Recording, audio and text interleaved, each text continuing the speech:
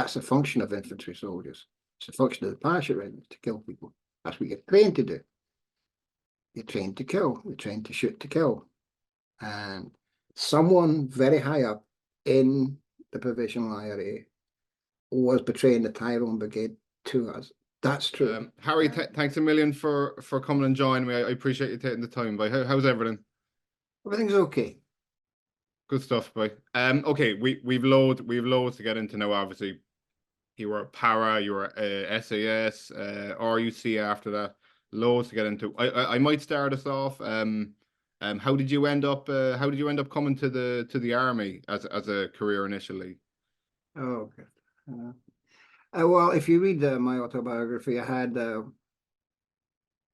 very deprived childhood in Glasgow. I think if I hadn't joined the army, I would have probably gone into the family business, which was basically crime. My father was a low-level gangster. All his uncles were as well.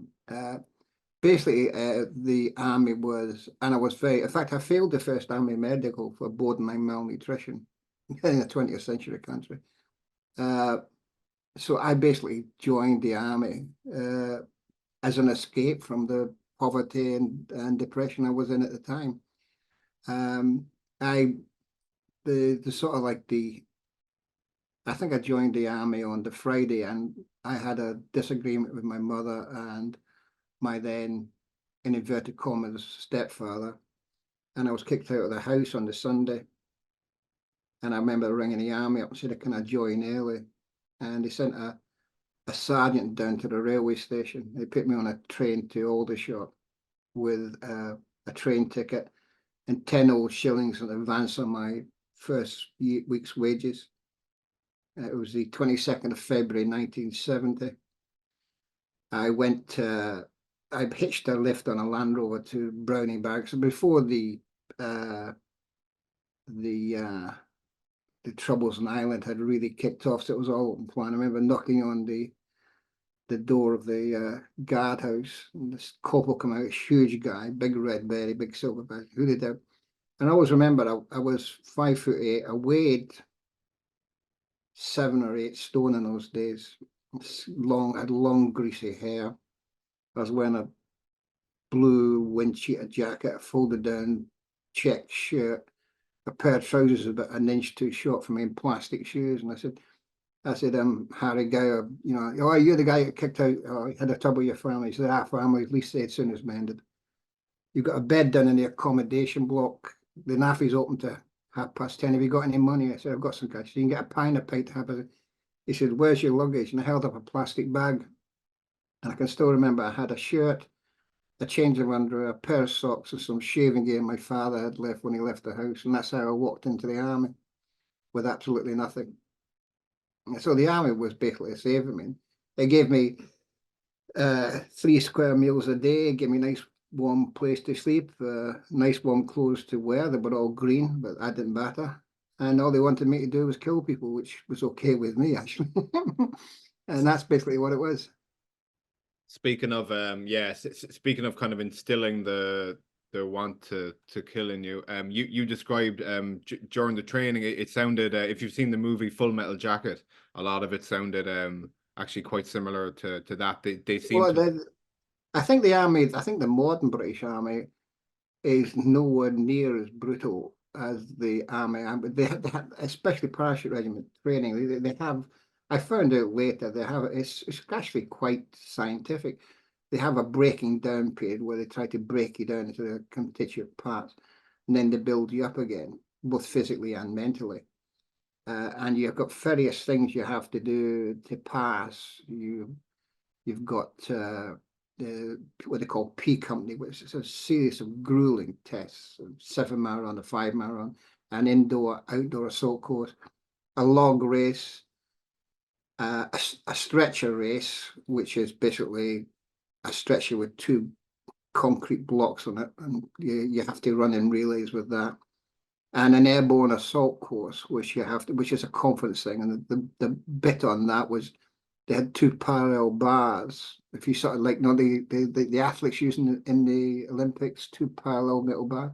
with an obstacle in the middle, 40 feet above the air, and you had to go over that, lift your foot over the one obstacle, go along, lift your foot over, bend down, touch your toes, see your name, rank, and number, and get over it. It's basically it's like what they call airborne confidence. I don't know what, but you have to get through that. Then you've got to do junior Brecon and then senior Brecon, and then you go to once you assuming you do that, you do your parachute training, which is a bit of a doddle because you're in a RAF base, better accommodation, better food, and then you get your wings, your pilot, and you're off to the battalion. They're basically when you come out. I remember the one thing I remember about that is when they taught us bayonet fighting. I remember the sergeant saying, he said the best order you'll ever be given as a parachute regiment soldier is fixed bayonets, and they put the bayonet on the rifle. He says, because when you get that order, you know you're going in amongst them. And it turns out arguably, and not argue, in fact, in my opinion, the finest assault infantry in the world. They are uberly aggressive, everybody. It is, well, certainly when I was in, it was absolutely the most aggressive assault infantry unit in the world. Remember, I have a book in my library called The Malvinas. It's written by a private in the Argentinian army in the Falklands, and there's I think it somewhat sums up what he said. He said we were scared of the Gurkhas and the Marines, but we were terrified of paratroopers. We couldn't believe men could be so aggressive, and that's about sums up the parachute regiment. I remember you saying there in the book at one stage you were made to stand like in the military exercise yard and chant For the right to kill, we must suffer. For the right, exactly. you did that every time you come back from run or you did an assault course. They made you stand that and shout that over. For the right to kill, we must suffer. For the right to kill, we must suffer. It is brainwashing. There's no two ways about it. Yeah, wow. Okay, actually, on that note, somewhat, you said I think during your training, but definitely during your time, you said that you kind of had to become a bit more brutal than most because you felt in some ways that you were kind of like maybe a boy in a man's world a bit. Well, and that was I think coming through the depot, that was part of it. But I think that was more when I got to the battalion.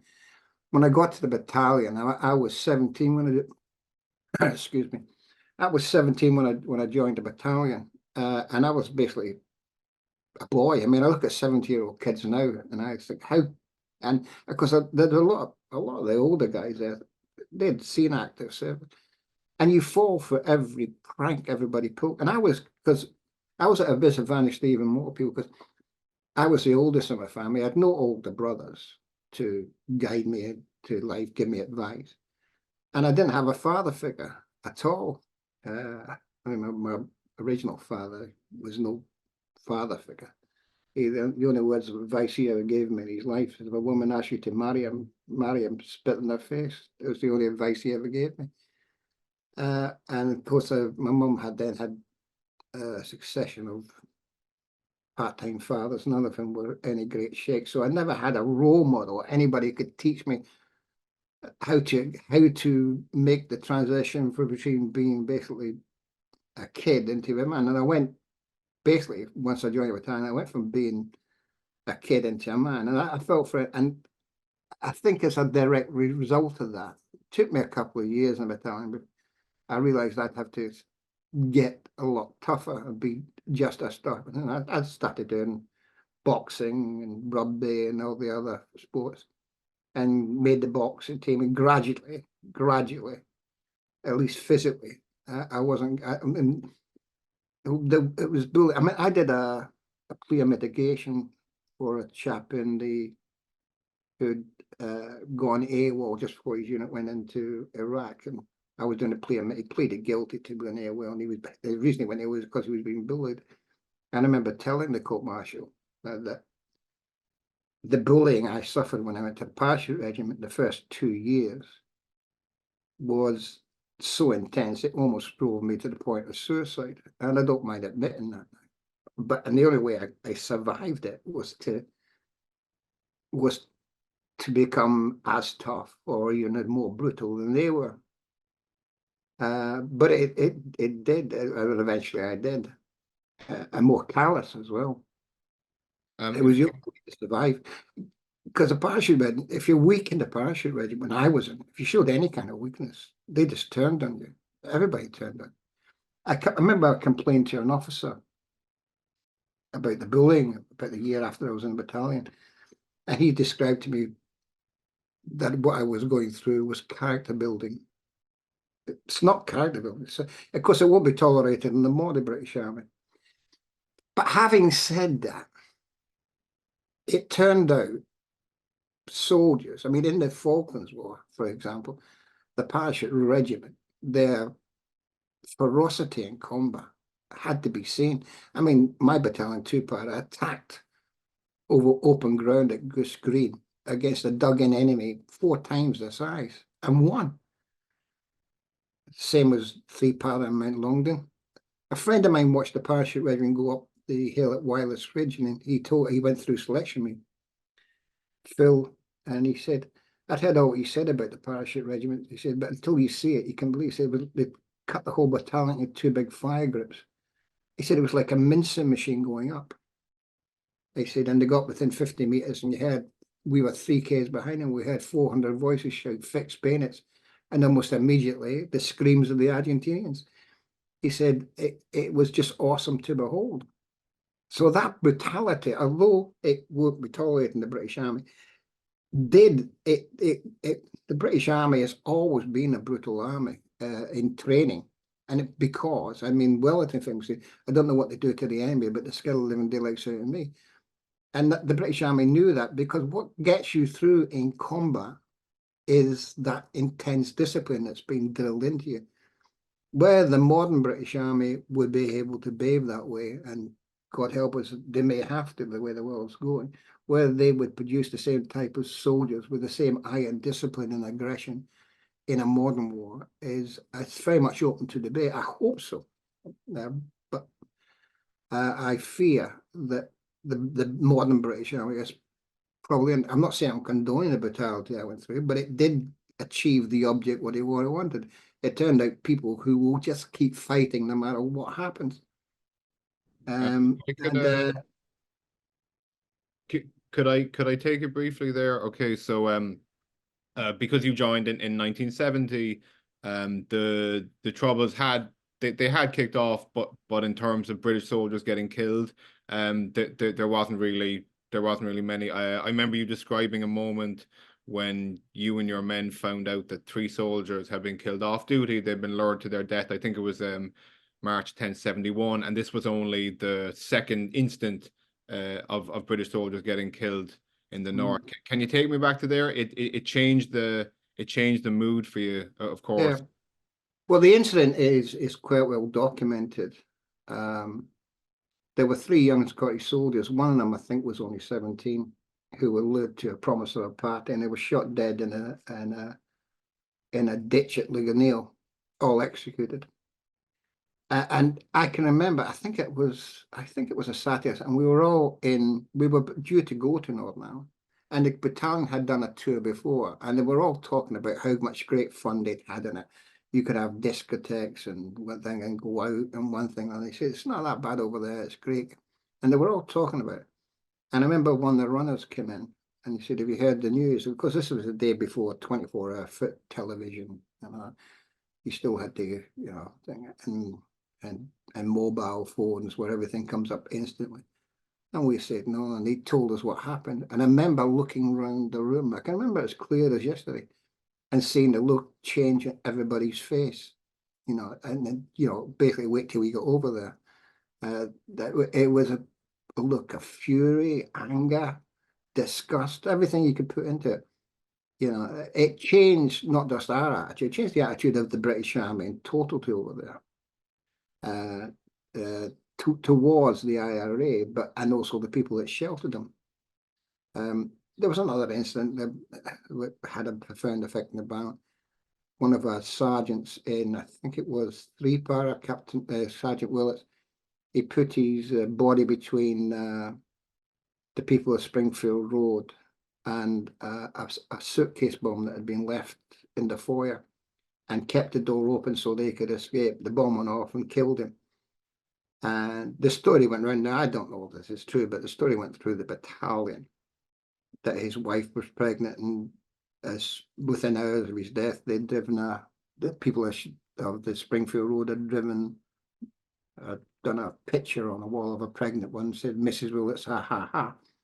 And this was a story being told by three PIRA. Of course, we don't know that, but things like that really turned the parachute regiment, and I think the rest of the British Army in general, not to had a hatred for the IRA and anyone who they perceived to support them. Going over there, okay, we kind of know a small bit from what you said about your perception of the IRA. Do you think, like, we'll say, like, as you were going over, if someone had asked you and your men to write like a few paragraphs on why the conflict is going and kind of who the groups are, who are the loyalists, who are the Republicans, do you think you would have been able to give like some kind of a decent answer? I think we would. We got in what we call general intelligence briefings before going over, and quite regularly. Although we knew who the people were trying to kill us. We knew in general the IRA were trying to kill us, the provisional, and at that stage the official IRA, before the official split into the INLA, and the INLA then split again in from the INLA into the IPLO. But at that time there were two IRAs, the officials and the provisional. We knew they were trying to kill us. We knew Sinn Féin was their political organization. We knew that the Protestants were generally not trying to kill us, and the Protestant paramilitaries were trying to kill Catholics. So we got a general view about that. We knew that if we went into a Protestant area, we were generally safe.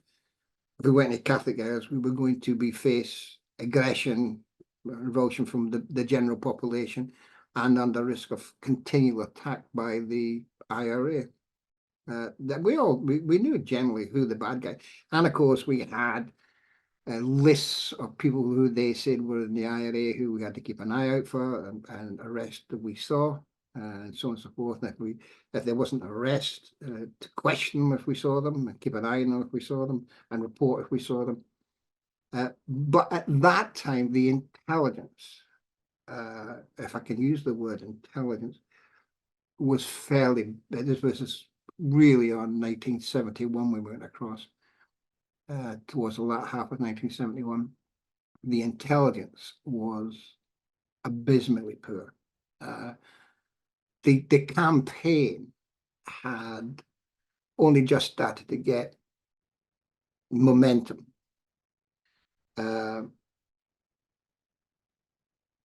Our knowledge of who was based very much on IUC Special Branch, and IUC Special Branch at that time was very, very poor. They had no real informers or intelligence. Most of the people they believed to be in the IRA were not in the IRA. If they were in the IRA, they were probably non-active members of the IRA, or they were members of the official IRA, which was not as much. They had very little grasp of who was running the provisional IRA and who were the active in the provisional IRA. So at the time,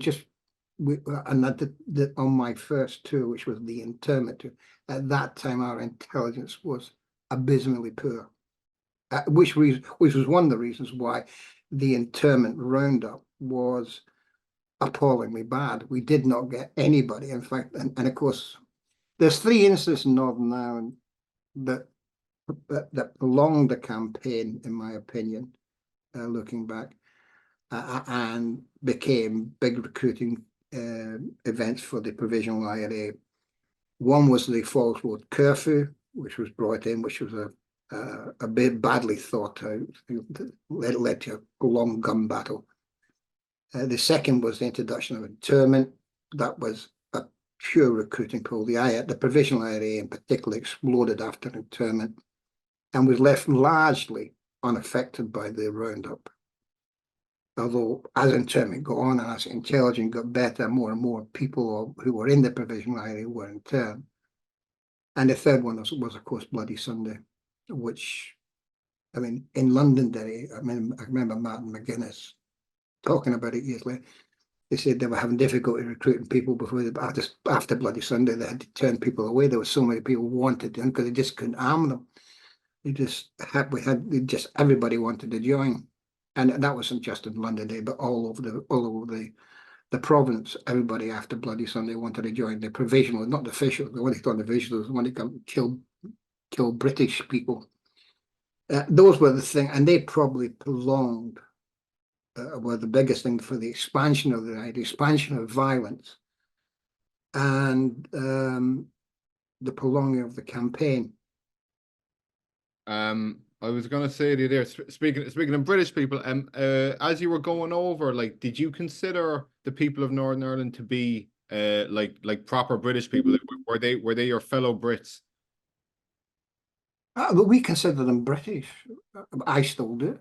I consider everybody in Northern Ireland to be British.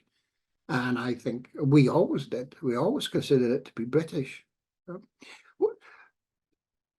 British Army, even the privates of the British Army, were acutely aware of what was at stake in Northern Ireland. We understood and were totally sympathetic to the fact that the majority of people in Northern Ireland wanted to stay part of Britain. A minority in the British and there wanted to drive the British out by force and get a unification of Ireland. And to achieve that, they were attacking us and trying to force the British government to leave Northern Ireland. We knew it may seem simplistic, but that's what we knew. We knew the vast majority of the people wanted to stay part of Britain. And as long as the vast majority wanted to stay part of Britain, we were willing to go over there and fight to stay there, to make sure that their rights were not overridden by a minority. Of course, at some stage, the Catholic population in Northern Ireland always said at some stage they would always outbreed the Protestants, because Catholics had bigger things.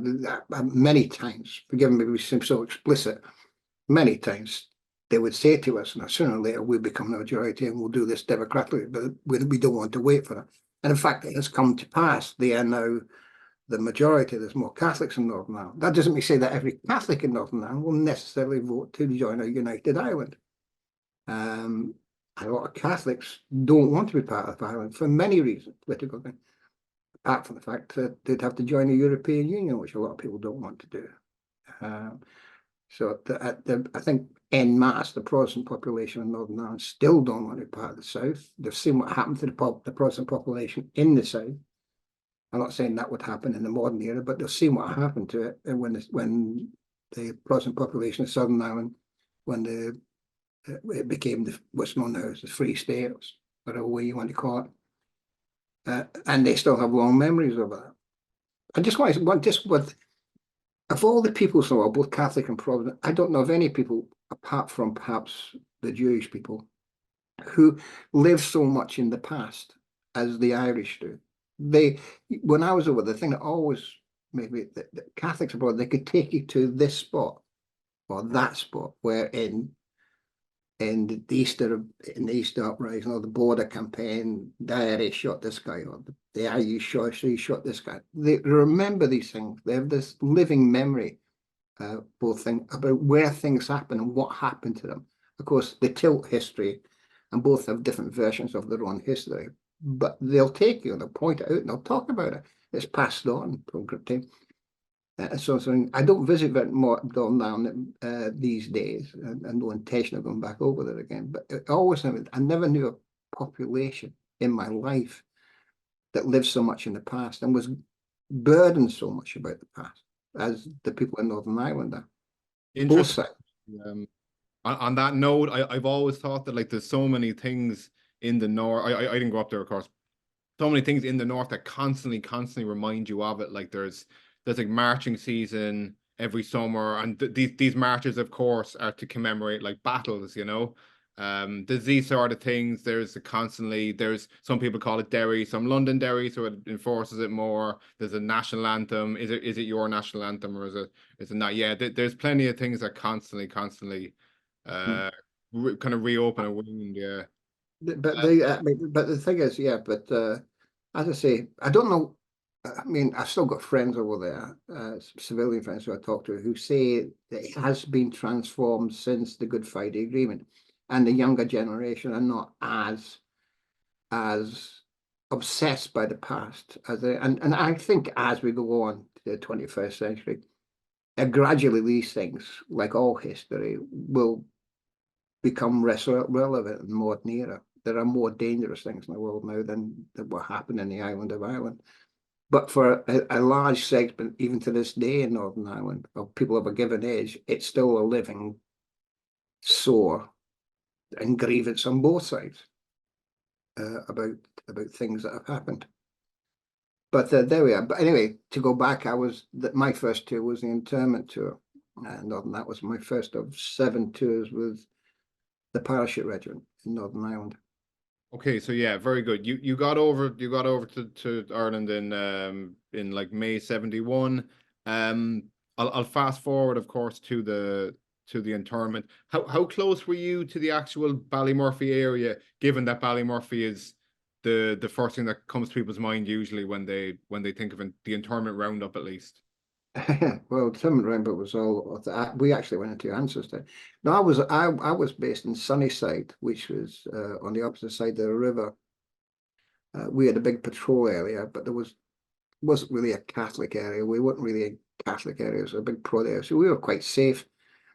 But the first I knew about Internment was getting kicked out of my bed in the morning and put into a Land Rover with a platoon commander who had an unpronounceable Polish name, and said we were going into West Belfast. And I said, because there'd been umpteen rumours in the press, is this Internment? He said yes. And we went to pick up a guy, Fox, if I remember his name right. I think that's Mr. Fox, in Andersonstown.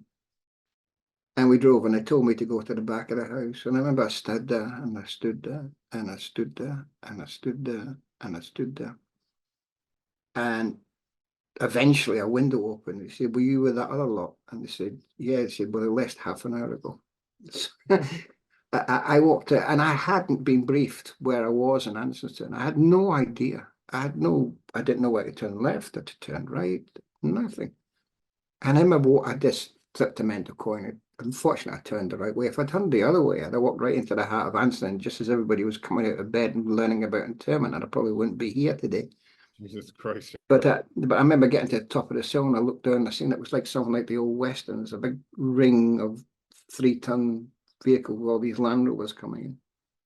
And it was about, if I remember, it's about a half a mile away. And I remember running it faster than I've ever run in my life. And I got there, I saw my platoon commander talking to the OC, and I walked up, slammed myself to attention. He said, thank you for telling me you'd left. And he came up and bollocked me. Why do you have to say that in front of the OC? Terrible. It was one of the scariest moments of my life, that. I got left behind, and of course after that, all hell broke loose. Everything broke loose in Belfast. I've never seen madness like it in my life. It was just absolute madness. The whole place went mad. And turning back, and to be fair, if I'd have been a young lad or a person in the West Belfast at that time, I'd have gone insane as well as they would. I mean, here we were coming in what they considered to be an occupation army, and taking away the young men away for no trial, no appeal, no nothing, and locking up for how long? No, so there's no wonder they went absolutely berserk. Which they did, and we just went from one riot to another all through the town. We'll get to riots generally, because it's a kind of uniquely kind of challenging and scary thing to police. I'd have to imagine. Going back to the actual roundups, like would you have been in the same, I don't know, kind of like base and mess hall and stuff as the soldiers who actually carried out what's now called the Ballymurphy Massacre? I wasn't in the same base as him. Okay, fair enough. In the book there, your kind of summation of those few days and the people killed, the 10 killed, was that you believe 11. Yeah. 11. Okay, excuse me. That the version of event that the soldiers gave, which was that they were armed, they were posing a threat, they kind of weren't helping people, as they said. Is that still an opinion you hold? I've never had any soldier who was in Ballymurphy at the time ever tell me anything otherwise. They all say they shot at people. And I was dragged very unwilling to, and you used the term the Ballymurphy Massacre. I don't agree with that. I remember watching, I went into Ballymurphy the day after Internment, that's the 10th, and I went in the very early in the morning with an ammunition resupply. There were 6 bodies in it, one of them was a woman. Now, there was clearly, I remember the whole front of the building was scorched, and I remember vividly, I think if you dig through the TV area, you'll see that there was a wave of petrol bomb attacks against Ballymurphy police station. I remember looking at it, seeing the whole front of it covered in flame from a whole score. Now, if the parachute regiment would have been the kill crazy people they were, a lot of those petrol bombs would have been shot. Certainly, if the Israeli army had been in Ballymurphy, I think they would have shot all those petrol bombers. The British Army didn't fire on the petrol bombers. But after the petrol bombing, and again, I saw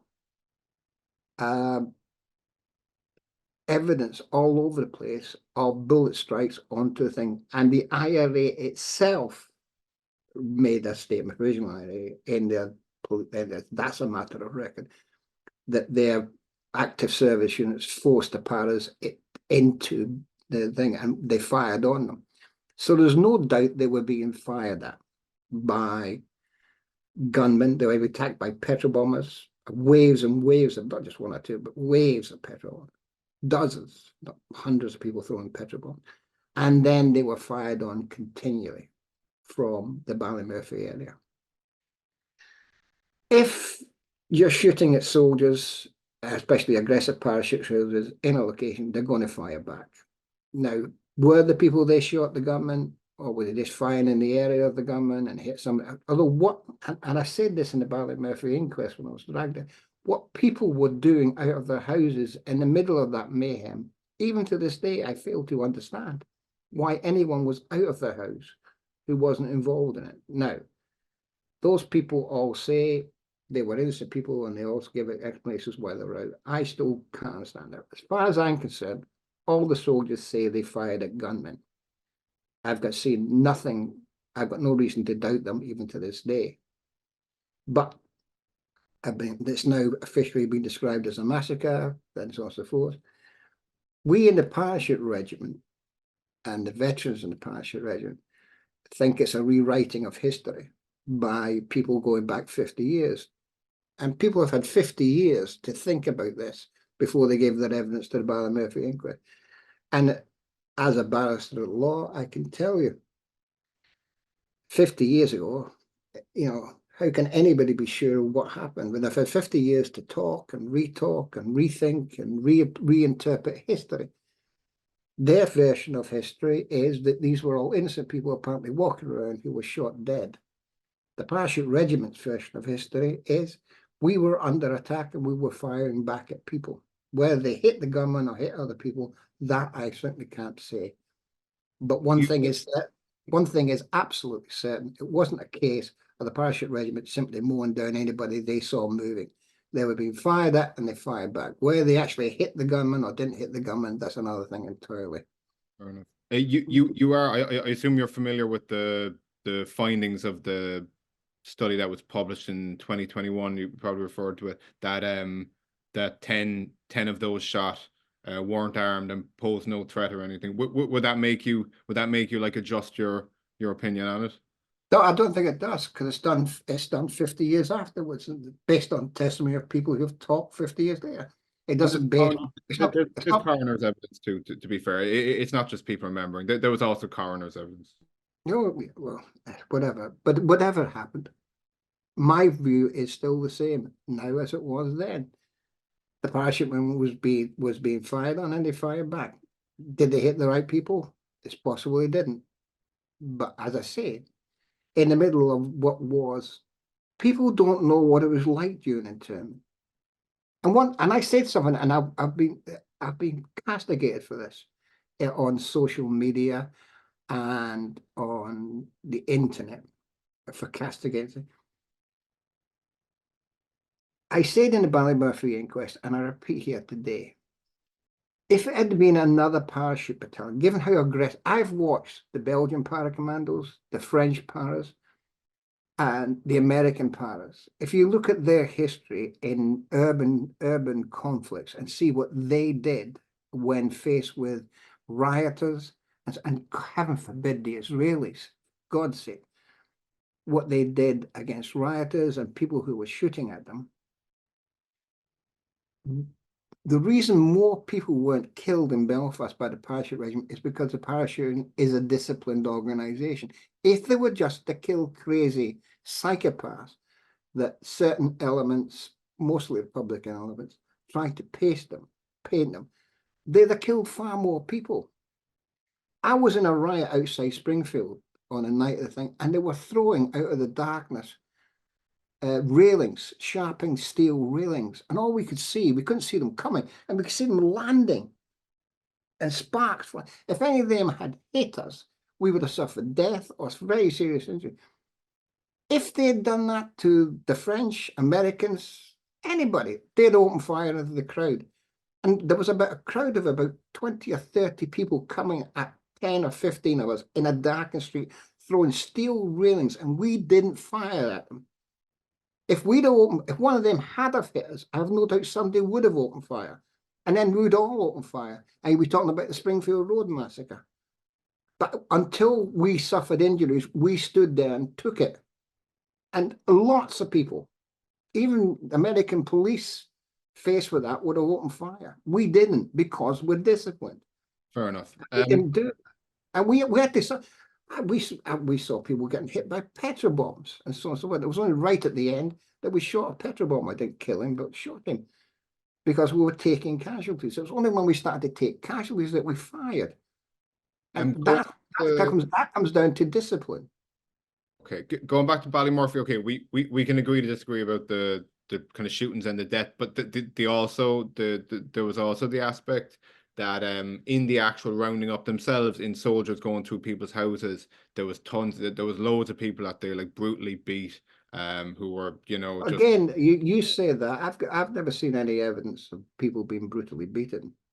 I've heard plenty. I mean, there's accounts of like the blood of like an older man ending up on his ceiling in his hallway from the I can't speak to that. I wasn't there, and I didn't see it, and I didn't see any elderly men beaten up. No, of course.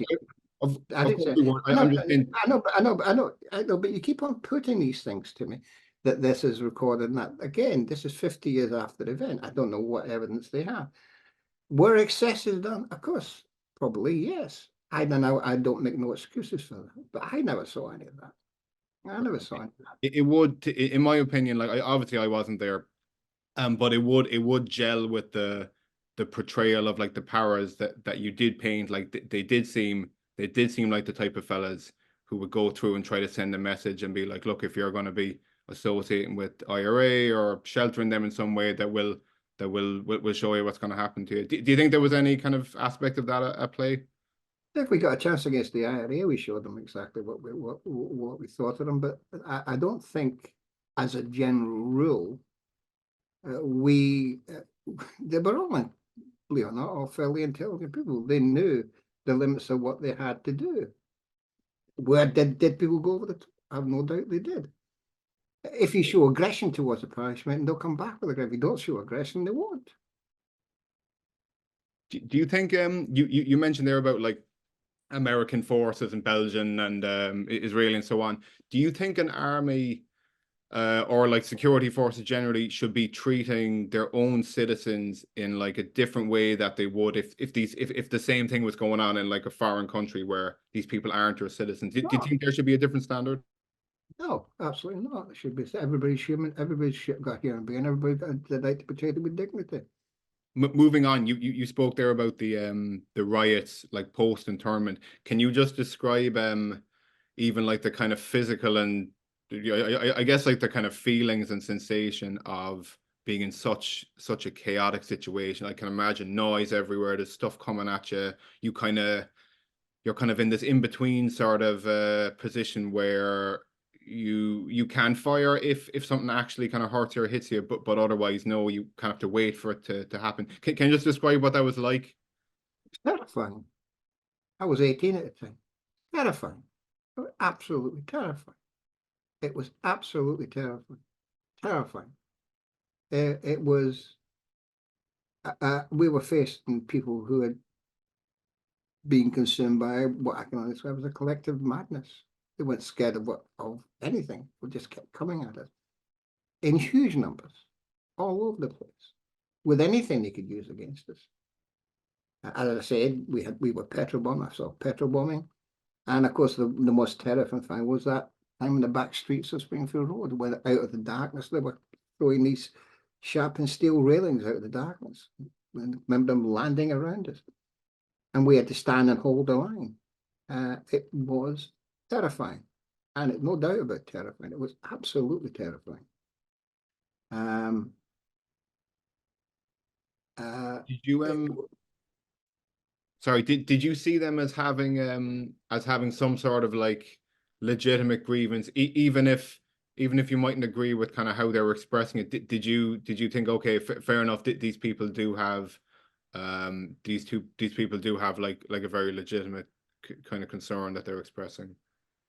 Are you talking about me? Are you talking about me now or then?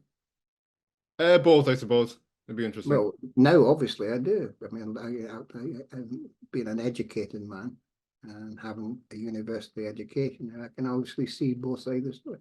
At the time, no, I couldn't see any logical reason for them to come out and attack us. It wasn't our policy that brought it in. We were just there enforcing it.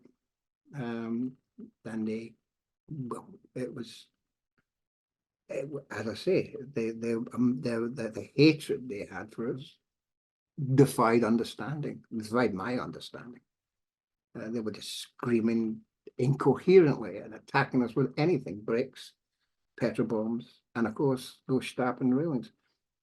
We came under fire a couple of times, but from quite long distance. We couldn't identify who they were firing at, and there were sounds of firing all over the place, gunfire all over the place. And at any moment, we believed we could come under fire. We were terrified of the crowds parting, especially at night, because we had switched on to the fact that they obviously knew we weren't going to fire into a crowd. We were scared that the crowds may suddenly part and a gunman fire at us, and it was always a constant fear. Or crowds draw us into an ambush where they were waiting with gunmen prepared to fire us. It was terrifying. It was just terrifying. And we held the line, and the only thing we were doing is holding the line, trying not to take casualties, and trying to be both disciplined and aggressive. Occasionally we'd arrest somebody or grab one of the rioters and take them away. But it was basically, most of the time, we just stand there and take it and not do anything. That's basically what the sergeants and the officers were doing, stand there, hold the line. Don't shoot, and so on and so forth. I said it's a testimony to the bravery and resilience and the discipline of the parachute regiment in many places in Northern Ireland that more people weren't sure. As I said, and forgive me repeating, had it been another countries in this, I mean, if you look at what the American PARAs did, I mean, look at how the American National Guard treated a student demonstration in Vietnam. They shot, what, 6 people dead in a camp, or 4 people dead in a campus, who were unarmed and did nothing. Nobody ever prosecuted for that. Look at what the French did in Algiers. Look at anywhere in the world where they're facing large public disturbance. Look at all in carnage in Gaza, and 32,000 dead. But the thing is, okay, people were killed in during the internment riots, but it has to be seen and against the background of an entire population rising up almost as one with a collective madness against the security forces. And members of the security forces were getting killed and seriously injured on an early basis during those terrible, terrible days. It was mad. Do you think some of that very like deep-seated ire for the British security force, the British Army, did you ever think of yourself as someone who was at like the latter end of like a multi-century like colonial effort? Did you see yourself as... I never thought something like that. Never. Fair enough. Okay, going back to the riots, like after a day of what you described as like terrifying, adrenaline fueled hours, your life is nearly lost a bunch of times. You have to make these split-second decisions about whether to shoot or not shoot. How do you like relax or decompress at the end of the day, going back to base after that? Well, you did it. You had very few in those days. You had very few opportunities to relax, and very few. The only thing you did was sleep. You weren't allowed to drink, sleep, read a book, watch TV. That was about all you could do. In fact, in the 3 days of the internments, I think average I got 4 hours sleep a night. Usually in a sleep bag on a floor somewhere or anywhere we could get crash out. Sometimes not even on a floor. There was no way to decompress. We were on the go practically non-stop.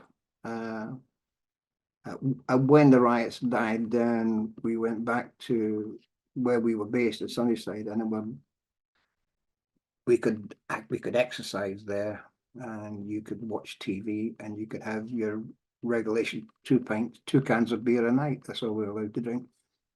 2 cans of beer a night. So there wasn't that much in the way of relaxation during those tours. And as the tours went on and as the troubles got worse, there was less. But I think from about 75 onwards, the British Army bases did have gyms put in so you could exercise. I mean, in the very early stages, there was nowhere to exercise or take any kind of exercise, and we all became chronic overeaters. You'd eat 3 meals a day. You'd come back from patrol. There was always egg banjos on the go, and eating. We all became chronic overeaters. We were all claustrophobic, and we became chronic overeaters. But there wasn't really that much in the way of decompression. You were very much under siege all the time. Occasionally you get a film, occasionally you get a concert party come in. In the other tours, people come in for a night. Sometimes you could get stayed down for 24 hours and you could have a few more drinks. But that was very rare. There was very little in a way of decompression.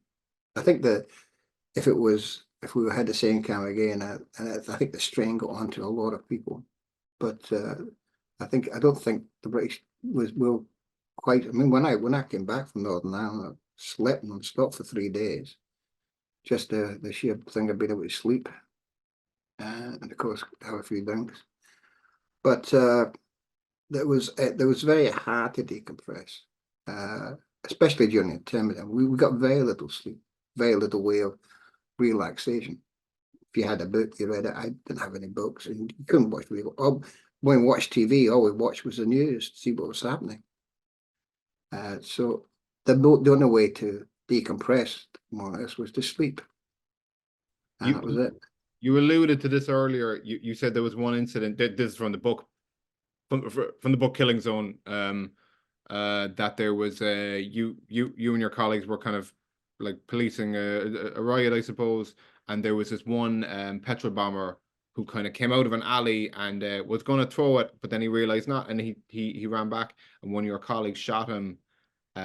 Didn't know whether he killed him or just clipped him, but for the next couple of days he was like kind of gleefully checking with the hospital to see if he got a kill, because he would have won like a pool of money that you had going. That like that type of soldier, it seems very much like they kind of want to go and kill someone, that they want to go put their skills to use, you know. Well, all soldiers want to put their skills to use. I mean, if you're trained to do a job, that's one of the reasons why I left the parachute regiment to go fight the Civil War. Because as a soldier, you want to do your job, and whether you like it or not, the job of a soldier is killing people. And that's it. I mean, Pete, you can put it in nicer ways, but the job of a soldier is to kill his enemies. That's it. And people may not like that, but that's basically what the army is. The army is a killing machine. And that was it. That was its function. It's a killing machine. It was doing an unusual job in Northern Ireland, in a job it was never really trained for. We did do, especially in the early days, we didn't have that much in the way of training. The training became better in how to handle riots and so on and so forth, the techniques for handling riots. But riots became less and less frequent. It was only when there was a major incident that you got riots.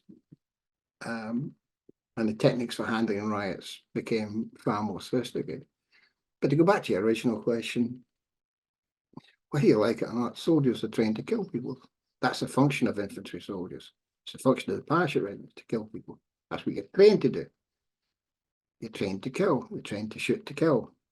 And if you see an enemy, you kill him. And if you shot somebody, you want to know your intention is to kill him.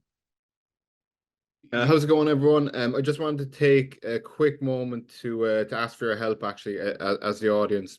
My aim here with the troubles related episodes is to present like a well-rounded and multi-perspective view of the troubles of the conflict in the north.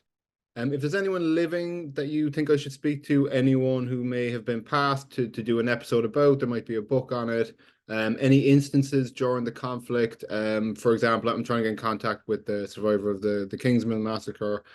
Any other types of like professions or anything that you think I'm overlooking. In the future, I'll be speaking to ex-SAS, ex-FRU, bomb disposal.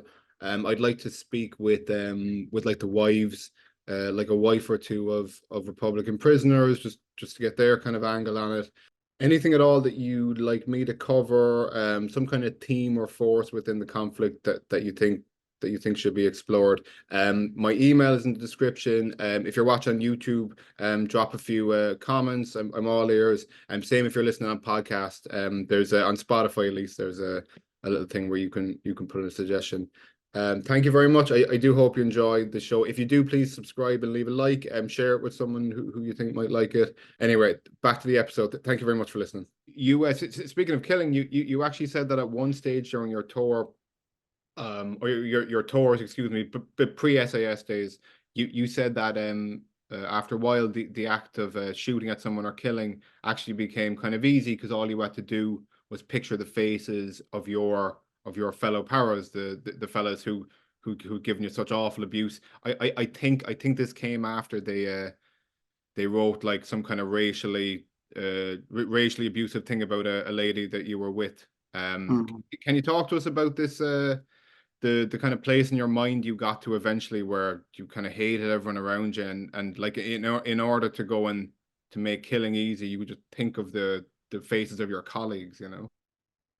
Oh, well, not so much the face of my colleagues. It's as I said, the parachute regiment was quite brutal to itself.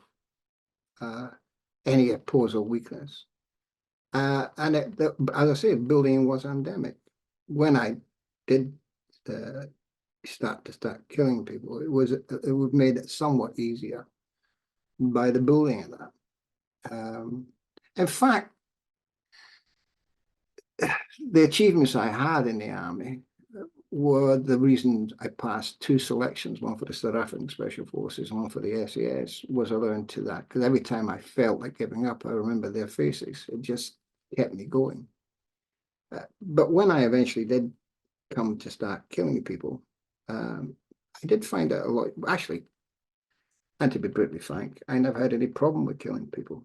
I never had any nightmares about it. And even to this day, I don't have any flashbacks about it. I think that because of the brutality of the existence I was in for various reasons, some of which you've alluded to. But fortunately, like any sane man, once I stopped being a soldier, I moved away from that. In fact, my transition was helped by the fact that I became a police officer. And once I was a police officer, I was a good police officer. And I began to understand the effects of violence and what violence did to me. In fact, dealing with victims of violence, something you never really do as a soldier. You never think about the consequences of violence and what happens and the people who are involved in it.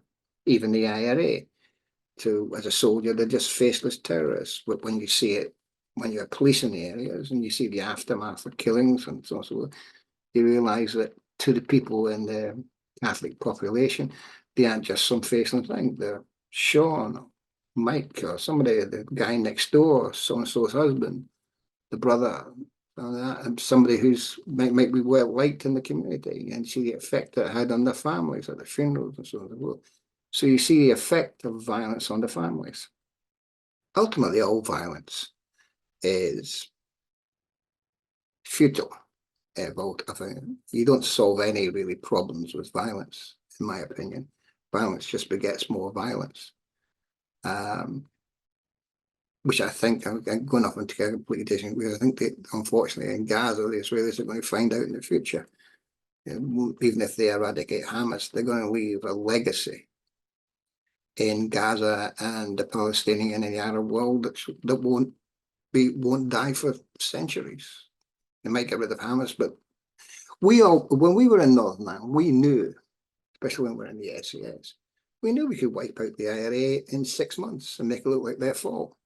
But what would that achieve? Within another year, you'd have another IRA or another organisation calling itself the IRA or calling it something else. We just all start the whole thing over again. Everyone you kill, you create 2 more recruits for terrorism. Violence ultimately is self-destructive in these types of areas. The only way these things are eventually resolved is by negotiation, which is eventually what happened in Northern Ireland. And violence simply begets more violence. Of course, when you're a soldier, you see it in very simplistic terms. It's them and us. They try to kill us, we try to kill them. That's the simple fact and brutal fact of life as a soldier. Do you in your head have like a rough, I'm not asking for the figure or anything. Do you have like a rough idea of the amount of kills and maybe like wounds that you racked up as a soldier? I know exactly. Really? Mm-hmm. I I'm personally with a nearly identical memory, so don't ask me what the number is because I'm not going to tell you. But I know exactly how many people are killed and how many people have been responsible for killing. Oh, really? And you mentioned before that due to the kind of brutalizing process of training in the powers and being in them, that it doesn't like play on your mind at all. No, and I've never had a nightmare about it or a flashback or any remorse at all, even to this day. Interesting. Let me take you. I don't want to keep you all day. Let me take it to. I think it was your last tour of the North as a para, mind you, but before SAS. You said that you were kind of patrolling around, and there was this one kind of somewhat prolific INLA man, and you were going through like an alleyway or something, and you basically had like a fist fight with him. You told one of your lads like to hold your rifle or something, and you had an actual bare knuckle fight with him. Was that I don't imagine that kind of thing was common at all, no? I don't think it's very common at all. But he had actually said to me, give your right to somebody else and I'll sort you out. I said, well, will you really? Well, there you are. I said, nobody interrupt, and that was it. Gave him his go and kicked 11 daylicks out of him. Yeah, perhaps it's not the right thing to do, but there you have it. But he basically challenged me. He basically said, if you didn't have that rifle, I'd kick 11 daylicks. I said, okay, yeah, here you are. Hold that for a second. Let's see you do it. Nobody else interfere. And that was it. It was perhaps a stupid thing to do in retrospect, but you do stupid things when you're younger. Right. I can imagine being caught up and them being your enemy and that sort of thing. Okay, take me to your joining of the SAS. Very world renowned elite unit. I think they're best known in terms of any one thing. They're best known for the Iranian embassy siege. Very competent operators. What led you to wanting to join up with them? Because I want to be part of the best. I mean, I went from the PARAs, so everybody understands my transition. I went from the PARAs to the South African Special Forces #1 Reconnaissance Commando. And I did a 6-month selection and a 2-year contract with them. Then I left them and came back over to England, immediately joined the British Army and went on selection for the SAS, which I passed. Was 110 people on selection, and I think 9 of us passed. I often ask which was the harder selection, is the African Special Forces and the SAS. There wasn't a great deal of difference. I think the SAS selection overall is harder because it's got different phases, and you don't stop for the selection right up until the end. You've got the selection, what they call selection process. It's the section process itself, which when I did it was 4 weeks. I ended up with test week, which was, if I remember correctly, 7 marches. Is it 5 or 7 marches? I think it was 5, maybe 5 marches. Ended up with the endurance march, which is whichever route you take over the hills, 44 miles over mountainous terrain, the Brecon Beacons, carrying a 70-pound pack, plus your food, plus your water. And you had to do it I did the winter selection, you had to do it under 22 hours. I did it in 17 and a half. Still to this day can't understand how I did it, but I did it. And then of course, once you finish that, you have to do the jungle selection, which in my opinion is even harder. The SAS do not have psychological evaluations of you. They put you in the jungle, and if you've got a psychological problem, it shows up in the jungle. The jungle's extremely claustrophobic. Best way of describing the jungle, I think, is to just think about being in a sauna bath.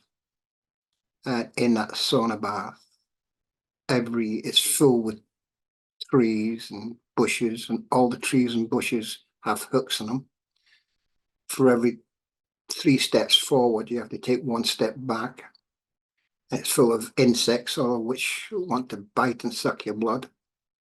And you always have a continual flow of dirt down your back. So your back's always itchy, no matter what you do. And if you can imagine that, then try imagining that working in that environment hard for 12 hours every day. And that's basically the jungle. If you've got a psychological problem, if you can't control your temper, or you can't get along with people, it will show up in the jungle. And the SS just put you in the jungle and they watch you, and they watch for psychological flaws. And people do crack up in the jungle. The one day in my selection.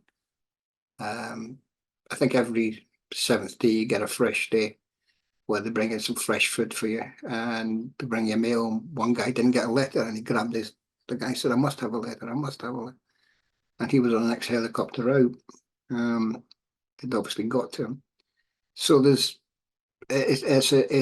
a good level of the jungle. We went into the jungle, I think, with 26, and we came out with 10.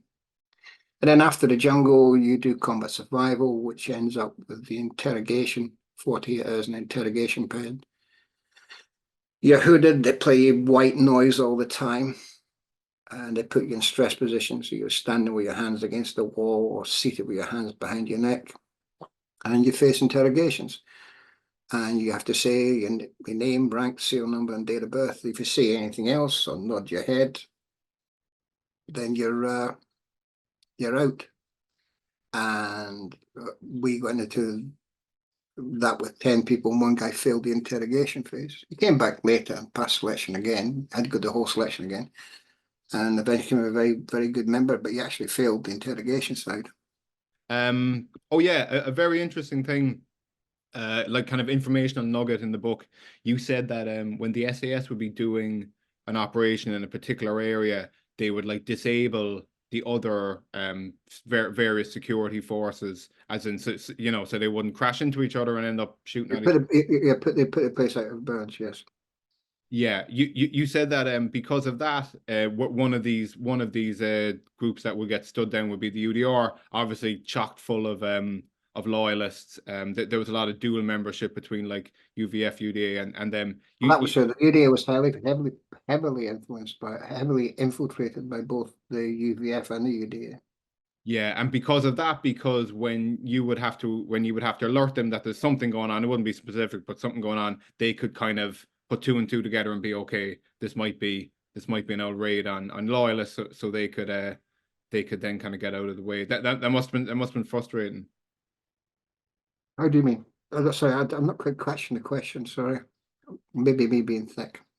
Oh, Well, when we did an operation, we put the area out of bounds, and so nothing. The local units, regular units, would be told in general that it was an SAS operation. We didn't. We would tell the UDR we were putting the area, but we didn't. We had a policy of not giving the UDR. We gave the UDR less information than we gave regular British Army units for the principal reason it would all because they had a security problem. But we put an area out. We put an area out of bounds. What would happen though is that, and it wasn't that units would get as close as they can to the unit, hoping they would get in on something that happened.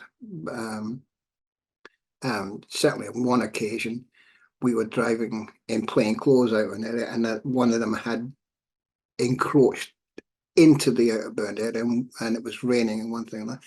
And for two of our chaps, I wasn't in the car. Two of our chaps for a second thought it was an IRA ambush, and it was nearly because it was all, they all had hoods up and one thing or another, and they thought they had driven into an SAS an IRA ambush.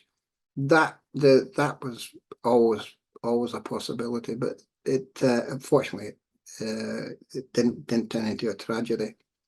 But they would be put into out of bounds areas. Interesting. And speaking of loyalists, actually, how did you view like the competency and the ability to pull off like kind of paramilitary operations? How did you view the competency of the loyalist groups versus the IRA groups? We've been talking about the UVF and the UDA. Did you see them as being like as committed, as competent, as good of operators as the IRA were? It depends what you call them as operators. I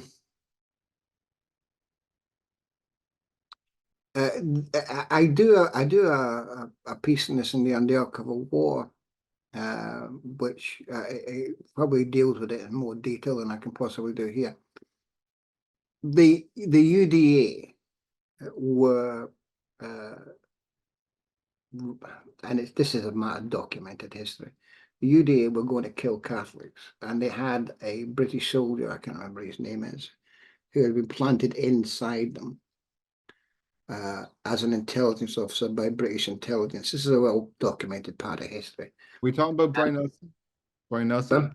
Brian Nelson, that's the chap. My name was, forgive me. Now, it's a thing that he took his intelligence files, or British Army House took his intelligence files away, and got, knowing that the UDA were going to kill people, they provided them, they updated his intelligence. They're going to kill anybody, they might as well kill the right people. So they basically made the UDA a more killing machine. The UVF had a better intelligence system. In fact, the UVF had a better targeting process. Now you're asking me what they're basically talking about assassins. The UVF put a lot of pressure on the IRA because not only did they kill IRA members, they started killing their members of their families as well. So it's one thing for somebody to be inside, and then also hearing about the family members killed. So it was putting pressure on the IRA to that extent. They were, as far as killing goes, they killed an awful lot of people and a lot of innocent people. So they were efficient at killing people, not necessarily killing the right people, but they were killing people. As far as explosives, they were abysmally poor. Army technical officers much preferred to deal with an IRA bomb than one left by the UVF, because they were so incompetently done that they made them dangerous to everybody. Oh, really? They were very incompetent with explosives. Both the Protestant paramilitary organizations were extreme. That's why there was not as many Protestant explosions, because they were very incompetent with plus they couldn't really get a regular source for the kind of explosives they need, and they didn't have the technical expertise in explosives, whereas the IRA did. Thanks to Colonel Gaddafi, had an almost inexhaustible supply of Semtex, and their bombing expertise became extremely proficient.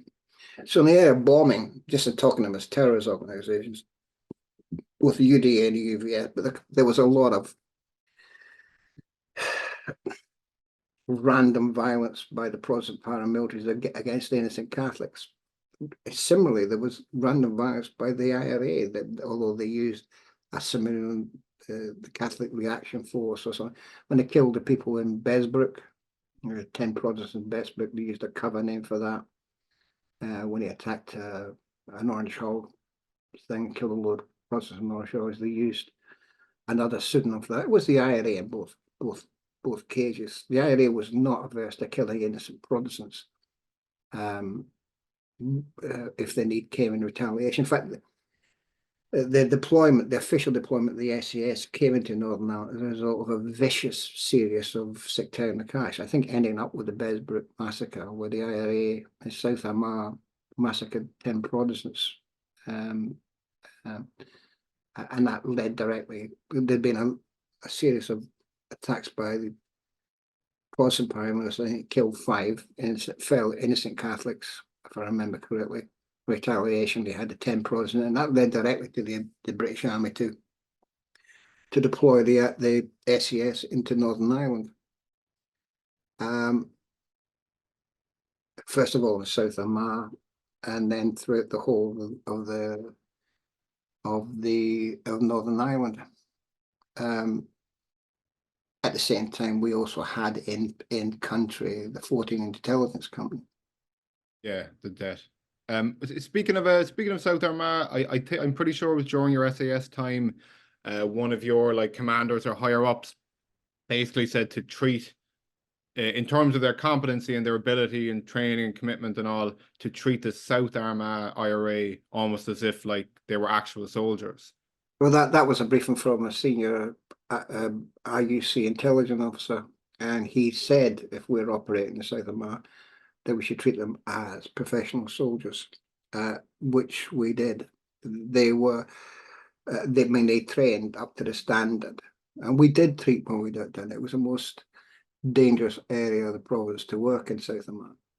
Fun enough, it was the second IRA ceasefire led to the penetration of the South Armagh Brigade, but South Armagh Brigade became penetrated both by informants and by intelligence after that.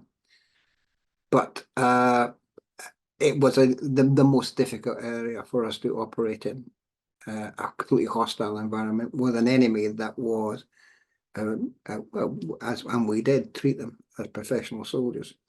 However, the most active rural brigade wasn't the Tyrone Brigade. They were far more active and far more committed. Liner and was planning it before his untimely demise at Lochgall, was planning to break away the South Tyrone Brigade and start an independent unit shortly before he met his demise at the Lockgall ambush when 8 members of the IRA were killed by the SAS. And I deal with this in the undercover war. There is, and if you chart this Tyrone Brigade, in fact, I'd have to turn this off, but it's a quote from, I've got the IRA guy's name on a quote somewhere. I'd have to turn this off and get it.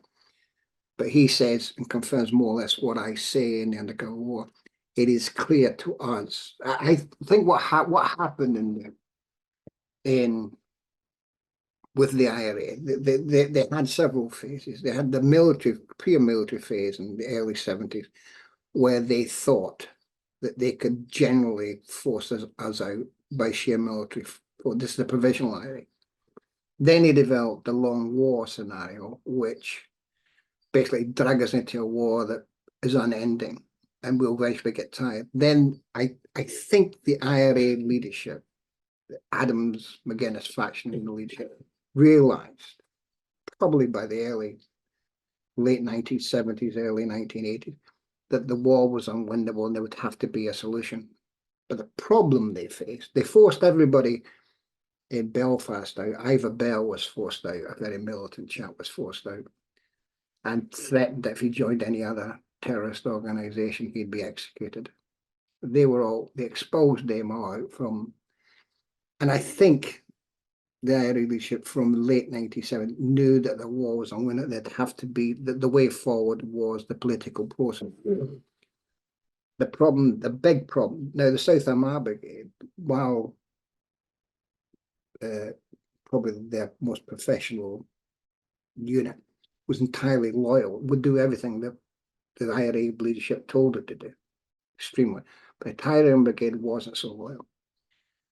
They were fanatics. And as I say, Lynott was, again, it's a matter of historical record, was planning to break away. And the big fear for the leadership was if they didn't get into a political process, that there would be a major split within the Republic and based around the Tyrone and perhaps Fermanagh brigades and certain elements of Fermanagh to form a rural IRA that would have its own political wing. Don't forget, Bobby Sands came from the Tyrone area. They had their own political wing and would break away, and they couldn't sell a peace deal on the basis that another IRA was operating. They couldn't secure peace on anything. So the Tyrone Brigade had to be neutralized. The Tyrone Brigade suffered more losses than any other rural brigade of the IRA. And it was as a result of direct intelligence from a very high source inside the IRA was feeding us. The Lockgall ambush is the most classic example. That came from a high-level source who told us that operation was coming, and the SAS were there waiting for them. And there was they were betrayed. The IRA, Tyrone Brigade, and certain other people were betrayed by their own people. So that when the peace process eventually started, the Tyrone Brigade was in no position to offer any resistance because it had been, to a large extent, neutralized, mostly by the activities of the IRA, of the SAS. I was going to say, you mentioned there your not your most recent book, but one of your more recent books, Undercover War. If anyone wants to get an account of each of the clashes between the SAS and the various IRA brigades, that's the book to read. It gives a big list of them, goes into the MFR, the MRF, excuse me, the debt as well. But I do want to ask you more about your soldiering. But before I forget, you mentioned the name Gerry Adams. There's a bit in Killing Zone where you were in, I think, a pub or some drinking place anyway. It was a drinking. Now again, and this is a health warning, and this I don't know if this is true. I remember the MI5, who I knew very well, after a successful operation, told me when he's drunk, because it's a Gerry Adams assassin, and I, being the ruthless soldier I was in those days, lamented the fact that he wasn't dead, and he said Gerry Adams was one of us. And as soon as he said it, he stopped. I tried to press him, and he never talked to me again about anything. Now, whether that was drunken bravado or not, I simply cannot say. And I'm not saying it's true. What I can say is true is this. Someone very high up in the Provisional IRA was betraying the Tyrone Brigade to us. That's true. And if you were to turn us off for 5 minutes, I can get you the quote from the IRA member, and he knows that as well. People in the Tyrone Brigade know that to this day. They know they were betrayed by their own people. He says almost exactly the word for word what I'm saying, that we were betrayed. And by the time of the peace process, we were in no position to offer any resistance to the political movement and thing. And it was to their ends. They knew there had to be a political solution. Wars don't end by talking to your friends, they come to talking to your enemies. They knew that they could gain more from a political process than they could from a military process. And it has proved true. Look at Sinn Féin now. They're in power in Northern Ireland. And if there's an election in the south, I have no doubt they're either going to win that or going to be a major power bloc in the south. Sinn Féin and republicanism has gained more by the political process than they could have ever done if they'd have prolonged the ongoing troubles in Northern Ireland. The people who were running Sinn Féin and the Provisional IRA knew that. They knew the way to power and change was through a political process. But to do that, they had to get rid of certain militants within their own unit. And that's what happened. It's a sort of brutal part of life, especially the Tyrone Brigade. This may seem strange from an ex-member of the SAS to say this, but I feel sympathy for them in some ways. These were people who obviously genuinely believed in fighting for a cause. I don't believe in the cause, and I don't believe in terror, but they were genuinely fighting for a cause, and they were being betrayed by the very people who are supposed to be leading them.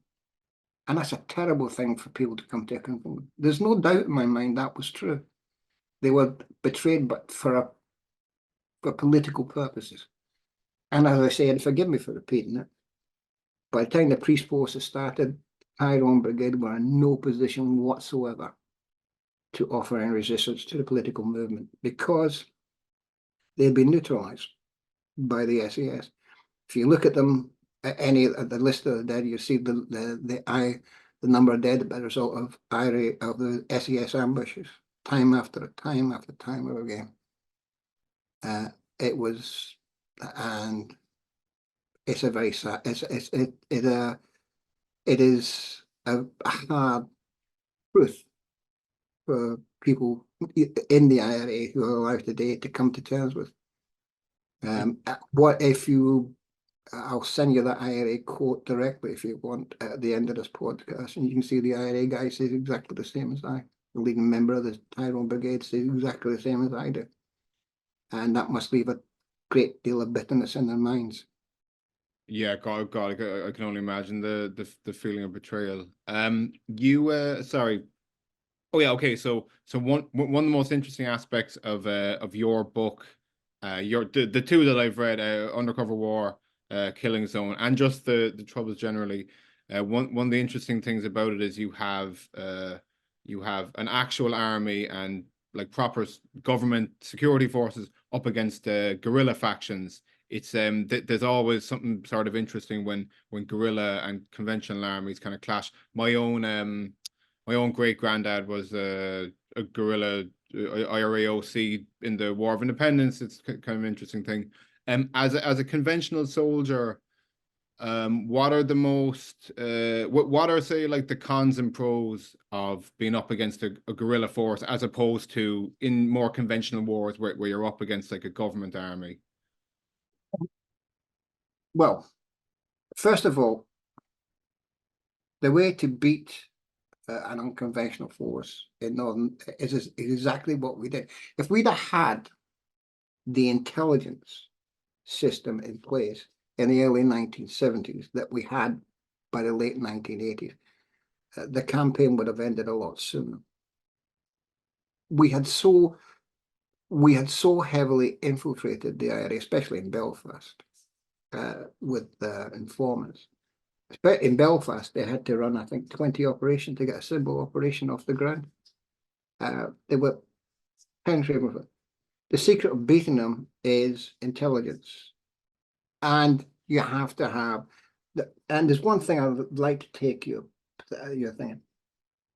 There was no such thing as a shoot to kill policy in Northern Ireland. If there had been a shoot to kill policy, a lot more members of the IRA would have been dead. SAS soldiers went out, they were under the same rules of combat as a normal soldier with their card. But unfortunately, but of course, when we went on operations, we knew we were up against people who were armed, and if they had even the slightest chance of finding us, would. That's why nearly a lot of SAS operations ended up. But the SAS also captured and took into custody far more people than they killed, and that's never been documented. Lots of times we had IRA guys and we got them to surrender, and we captured them. We didn't kill everybody. We did take prisoners. We did take people into custody if it didn't warrant it. Many times on many operations we did that. And there was no shoot to kill policy as such. On the other hand, we had a saying in the SS: it's better to be judged by 12 than carried by 6. If we were in any danger at all, or thought there was in slight bit of danger, we would err on the side of caution. We lost, the SAS lost 2 men in combat in Northern Ireland. Captain Westmacott in Belfast, who was shot during a raid on a house in Belfast. And it's important to note that the IRA men who shot him, including one who was captured outside, were all taken alive. We know they killed an SAS man. And Big Al Slater down in Kesh, who was killed in a gun battle. Those are the 2 fatalities we suffered as a result of terrorist action in Northern Ireland. 14 Intelligence Company lost a great deal more, but they were operating singly and alone most of the time on surveillance operations. But the way to beat a guerrilla army, the way to beat, you call them guerrillas, I call them terrorists. The way to beat a terrorist, that I don't know where you put the difference between a guerrilla and a terrorist. The terrorists that were using. I can tell you in a second. I won't interrupt you. I'll tell you. A terrorist is a terrorist. They're using terror to try and get the way they are. The IRA were terrorists. There's no two way about it. I don't know what kind of definitions you put on. The way to beat a terrorist organisation is exactly the way we did it in Northern Ireland. First of all, you have a political process. You have a democratic process that everybody can vote in. And you have an intelligence system that undermines them, undermines their military capacity to be able to do their military activities or terrorist activities. And that's exactly what we had in Northern Ireland. The IRA was so heavily penetrated, it was very seldom. By the end of the campaign had run its course. They couldn't carry on in the way they were going because they'd been so heavily penetrated, not just by human intelligence, although that was a very, very important aspect of it, but by technical. We had technical intelligence, bugging devices, more and more advanced methods of surveillance were coming in all the time. And the military campaign became basically unaccountable. And I think they all saw that. Yeah, no, you're absolutely right. By I think kind of the early 80s, fellas have described within the IRA as almost like a house of mirrors, like the slightest little coincidence would lead to someone thinking, oh, that guy's a rat, or the tiniest little suspicion. It really hampered their ability major. Before I forget this, as part of your SAS, you referred to kind of your frustration sometimes with the security forces protecting their sources or allowing certain things to go ahead to protect like a human intelligence source. There's a story in your book, it seems in hindsight to be a story about Frank Hegarty. It's since there's a very good book about Frank Hegarty out now. It's called Four Shots in the Night. But you described you described a scenario there where ye could have swooped in on a number of weapon stashes, but in order to protect the source of human intelligence, you weren't allowed, and those same guns later got used, and a young soldier was killed. Yeah, got dissipated, yeah. But that is So, that is Frank Haggerty. I know you couldn't. I didn't know who the source was, and I couldn't confirm or deny that. We were Fair enough. never told the name of the sources. You'd have to go to that. All I know was the source I had to protect. Whether it was Frank Kennedy, I can't say. But I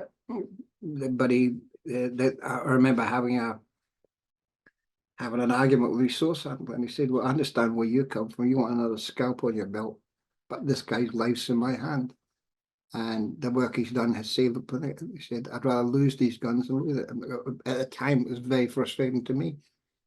Only time tells whether both decisions were right, but source protection was paramount.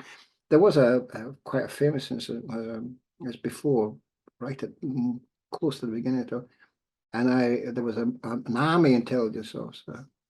He had 4 of his sources were discovered in quick succession and executed by the IRA, and he went into a sang and shot himself. The relationship between sources and the source handlers is a very, very personal thing. And I know that for a fact. At least one intelligence officer committed suicide after 4 of his sources were killed. But it's one of those. It's although it was frustrating. I mean, I used to look at things in fairly black and white, in a very black and white way when I was a soldier, as you always do when a soldier.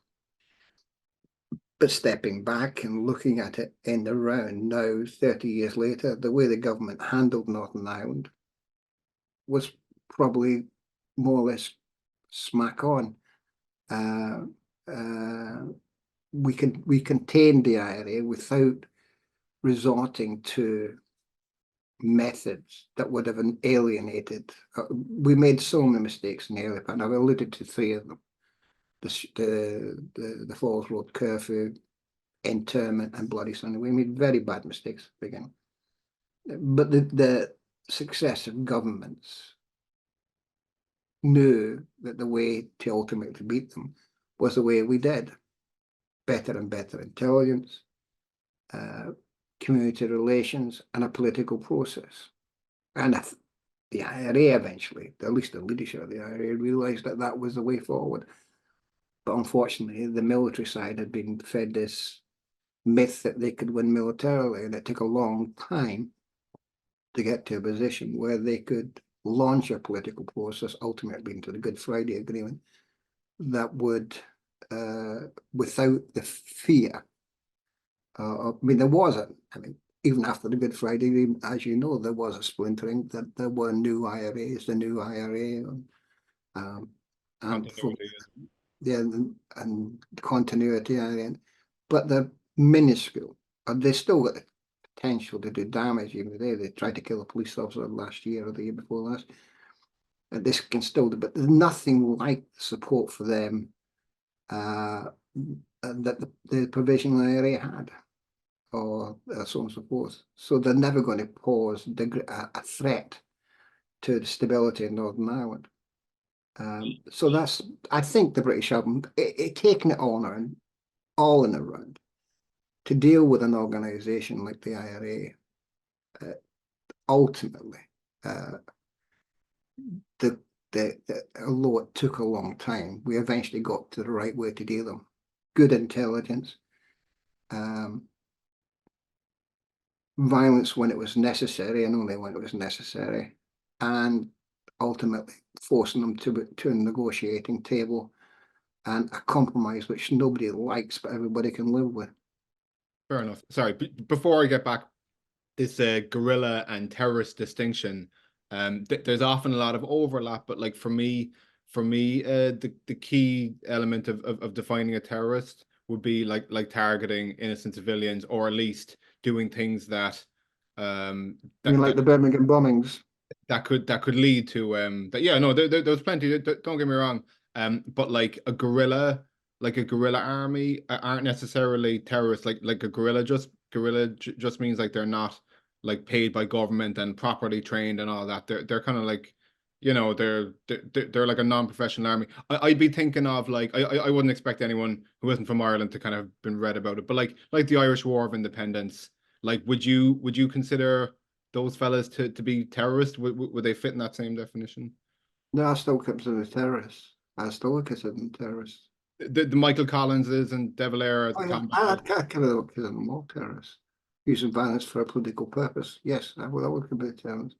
But if using violence for political purpose means you're a terrorist, you could say the exact same thing for the No, security no. and the British Army and stuff. No, no. It's there's a political process. Using violence for a political process. The soldiers in an army are not using violence for a political purpose. They're there to maintain law and order. I still consider all everybody involved in the INLA and the Sun to be terrorists. I still to this day do. I don't think there's any other way of describing them. And as far as the IRA in the I phase, they were terrorists. The Birmingham bombings, a classic example, and the bombing campaign in England that caused all those bombings. And it's a litany. The attack in Trafalgar Square, although it was aimed at soldiers in a public place, it's just horrendous issues of violence. I agree.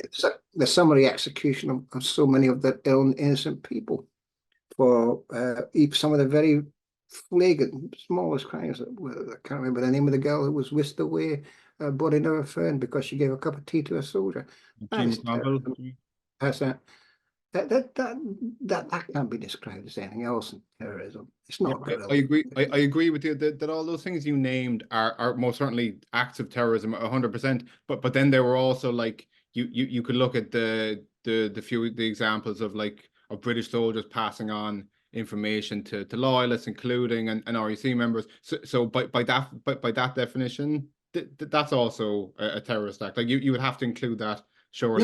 No. Well, if there was collusion and that sort of forth, I don't personally know. I've never had any about collusion or one thing. I've documented various aspects where that's a dirty war. It's not terrorism. We're not setting up bombs in Ballymurphy or assassinating innocent people to make a point and so on and so forth. No, it's there were mistakes made on the British Army side. There's no two ways about that. We were fighting a war that we never intended to fight a war. It wasn't called a war; it was called the Troubles, but it was a war and everything but name. But we fought it as best we could. Did we make mistakes? And did individuals make mistakes? Of course we did. Ultimately, our aims were not to overthrow a system or persecute a people. Obviously, our aims was to get to a political process. Everybody's aim was to get to a political process. The IRA's aim, up until the leaders told them to disband, was to use violence for a political purpose. It's a different thing entirely. Yeah, mistakes were made. There's no doubt about that. No, 100% those mistakes. Yeah. Mistakes were made by both individual soldiers and organizations who are soldiers. It doesn't make me terrorists in my mind. If you're telling me though that like the War of Independence IRA were also terrorists, then you're just kind of setting up a scenario where if there's a foreign government kind of oppressing your people, and if you want to fight back in any way, then you just have to be a terrorist. And like for example, would you consider the Americans who fought in the American War of Independence were they also terrorists? This is a very hypothetical discussion. I was not alive. I was not alive during the American War, and I have. There's an old adage: one man's terrorist is another person's freedom fighter. It depends on your point of view. From the point of view of the Germans who occupied France, the Marquis who were fighting against them were terrorists. The Marquis say they're freedom fighters. We say, oh, they're freedom. You can pick and choose. The question is, are you facing an oppressive state that isn't? If you're facing an oppressive state that is not allowing its people the freedom and democracy they deserve, then that must give rise to an organization that could be defined as a liberation organization. That was never the case in Northern. That was never the case in North, and it was never the case in my opinion. I don't know enough about the thing, but there was a process going on there. Of course, Britain was in a death struggle with Germany at the time. There was a process going on that would have left to home rule. It was put on hold because of the ongoing agony we were in the First World War. What the IRA eventually achieved in the thing would have probably been achieved politically without violence by negotiation. I don't think ultimately political violence solved anything. I don't know enough about it to think about it. No, remember in the Easter uprising when the IRA uprising, when they were taking the survivors out, the people of Dublin emptied chamber pots on them. They weren't in view of all that. Of course, the British Army made the biggest political disaster in their history. If they'd locked them away in prison, then there wouldn't have been a rebellion. 100%, you're dead right. And but of course, they then, because they were in a war and they see it as a rebellion, because they went into the political stupidity of executing them, turn them into martyrs, and starting what was a brutal bloody war on both sides.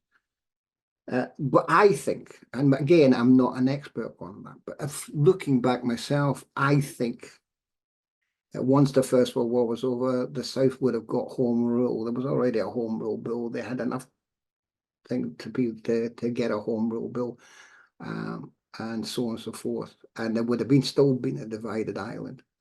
Ulster, there had to be a divided island because Ulster rule would be nice. Home rule would be nice and all, but they would still be governed by. That would have been that would have only been a first stage, and sooner or later in fact, when they even after that they had to take an oath and stay in the code, but that eventually went once they got in. It's only a first stage. Once you get a certain amount of independence, you can negotiate the rest of the way. It's both thing was to get British troops out and get their own country and their own charge of their own affairs. Once they did that, sooner or later they're going to do it. Same as we had devolution, and everybody thought devolution. We had an independence in Scotland because Scotland voted to stay part of the Union. Once you get charge of your own affairs, and if you want more and more personal, you get it. And we would certainly have to avoid any kind of fun would have given them to. That's what happened to the Irish Civil War, because we had this war of legislature that didn't last. Of course, it was only Collins knew that when he signed the agreement.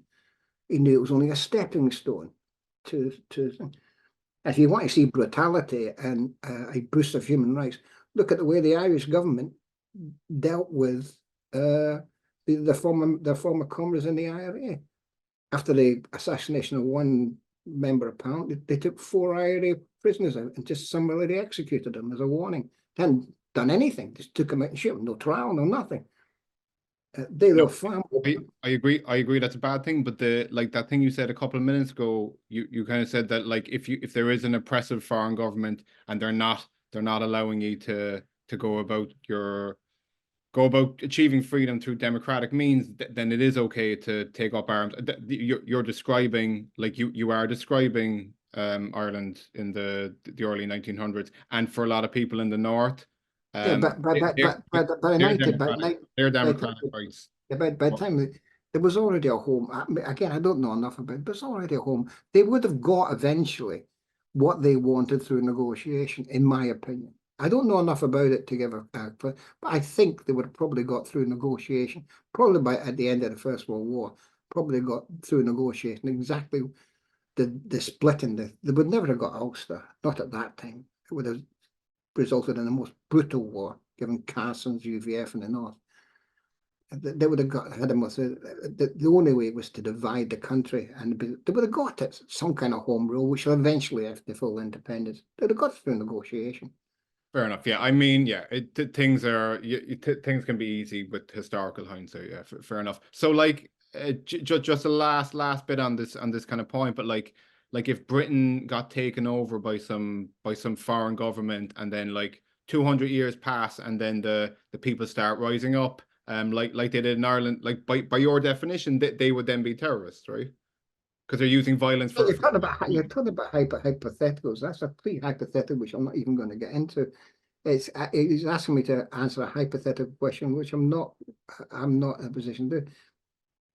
What I'm saying is, as far as I'm concerned, and I think history will be on my side in this, the IRA, provisional IRA, the official IRA, the INLA, the IPLO, whatever other synonym the Irish Republicans used, and the UVF and the UDA were terrorists. We viewed them as terrorists.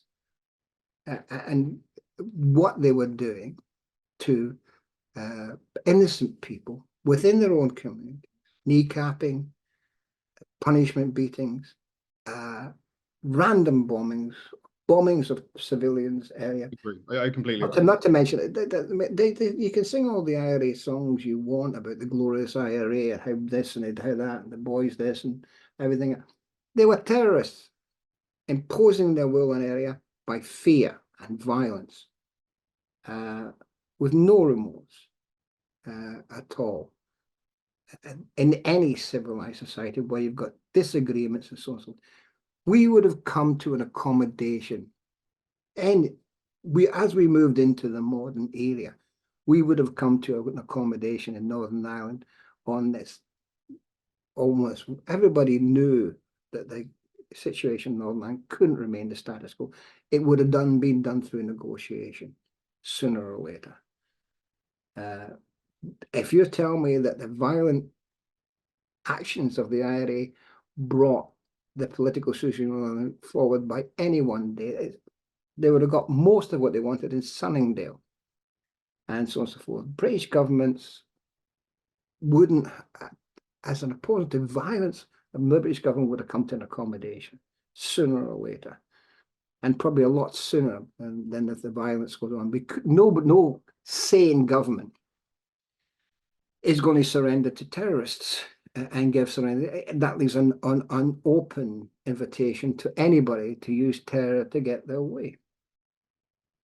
They're not going to surrender to them. Eventually, it had to come to a negotiated settlement.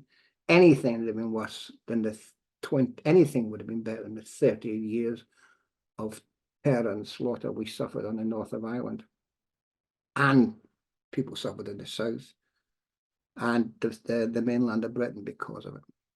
Anything would be better than that. There would have been a political solution. It might not have come as fast initially as the Catholics in Northern Ireland, but it would have caused a lot less suffering and a lot less bitterness on all sides. As I said, and forgive me for repeating myself, but this has to be said. Did British governments make a mistake on some of that? Yes. Various things. Internment was a disaster. Did the British Army make mistakes in them? Yes. Did individual soldiers make mistakes? Every British soldier over there that I know wasn't over there as a kill-crazy psychopath looking for an askance. We all knew what was at stake in Northern Ireland. We all put our lives on the line every time we walked out of a camp for a reason, to ultimately give the people of Northern Ireland the chance to decide their own fate in democratic elections, which ultimately came through. And it was through the efforts of the British Army who eventually beat and forced the IRA into a political solution that got Northern Ireland to the situation now where, from what I understand, it's one of the most happy places to live in Britain. And it will probably in the future be much, and that is down to the sacrifice of hundreds and hundreds and hundreds of British Army soldiers and IUC officers who unofficially gave their lives so that people of Northern Ireland could one day make an informed decision about where they want to be in Northern Ireland or in Southern Ireland. Fair enough. Okay. Back to just briefly back to your actual time soldiering. I didn't mean to ask you this You mentioned that that South Armagh was the toughest place to like do your job as a soldier.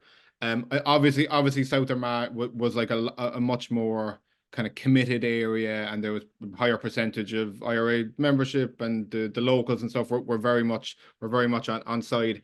And putting that aside, being a soldier, was it easier to do your job in an urban environment or rural? Taking aside the fact that South Armagh was like kind of unique in its culture, just like the rural versus urban thing, going up against the guerrilla army, of course. But again, you use the word guerrilla. I still use the word terrorist. We're not in agreement with that. Guerrilla. I just mean like not a conventional army. They're not professional, not state funded and trained. South Armagh was an almost a very challenging area to work in. You couldn't go on the roads. Everything was done by foot. We on I think it was a third tour I did the South Armagh tour.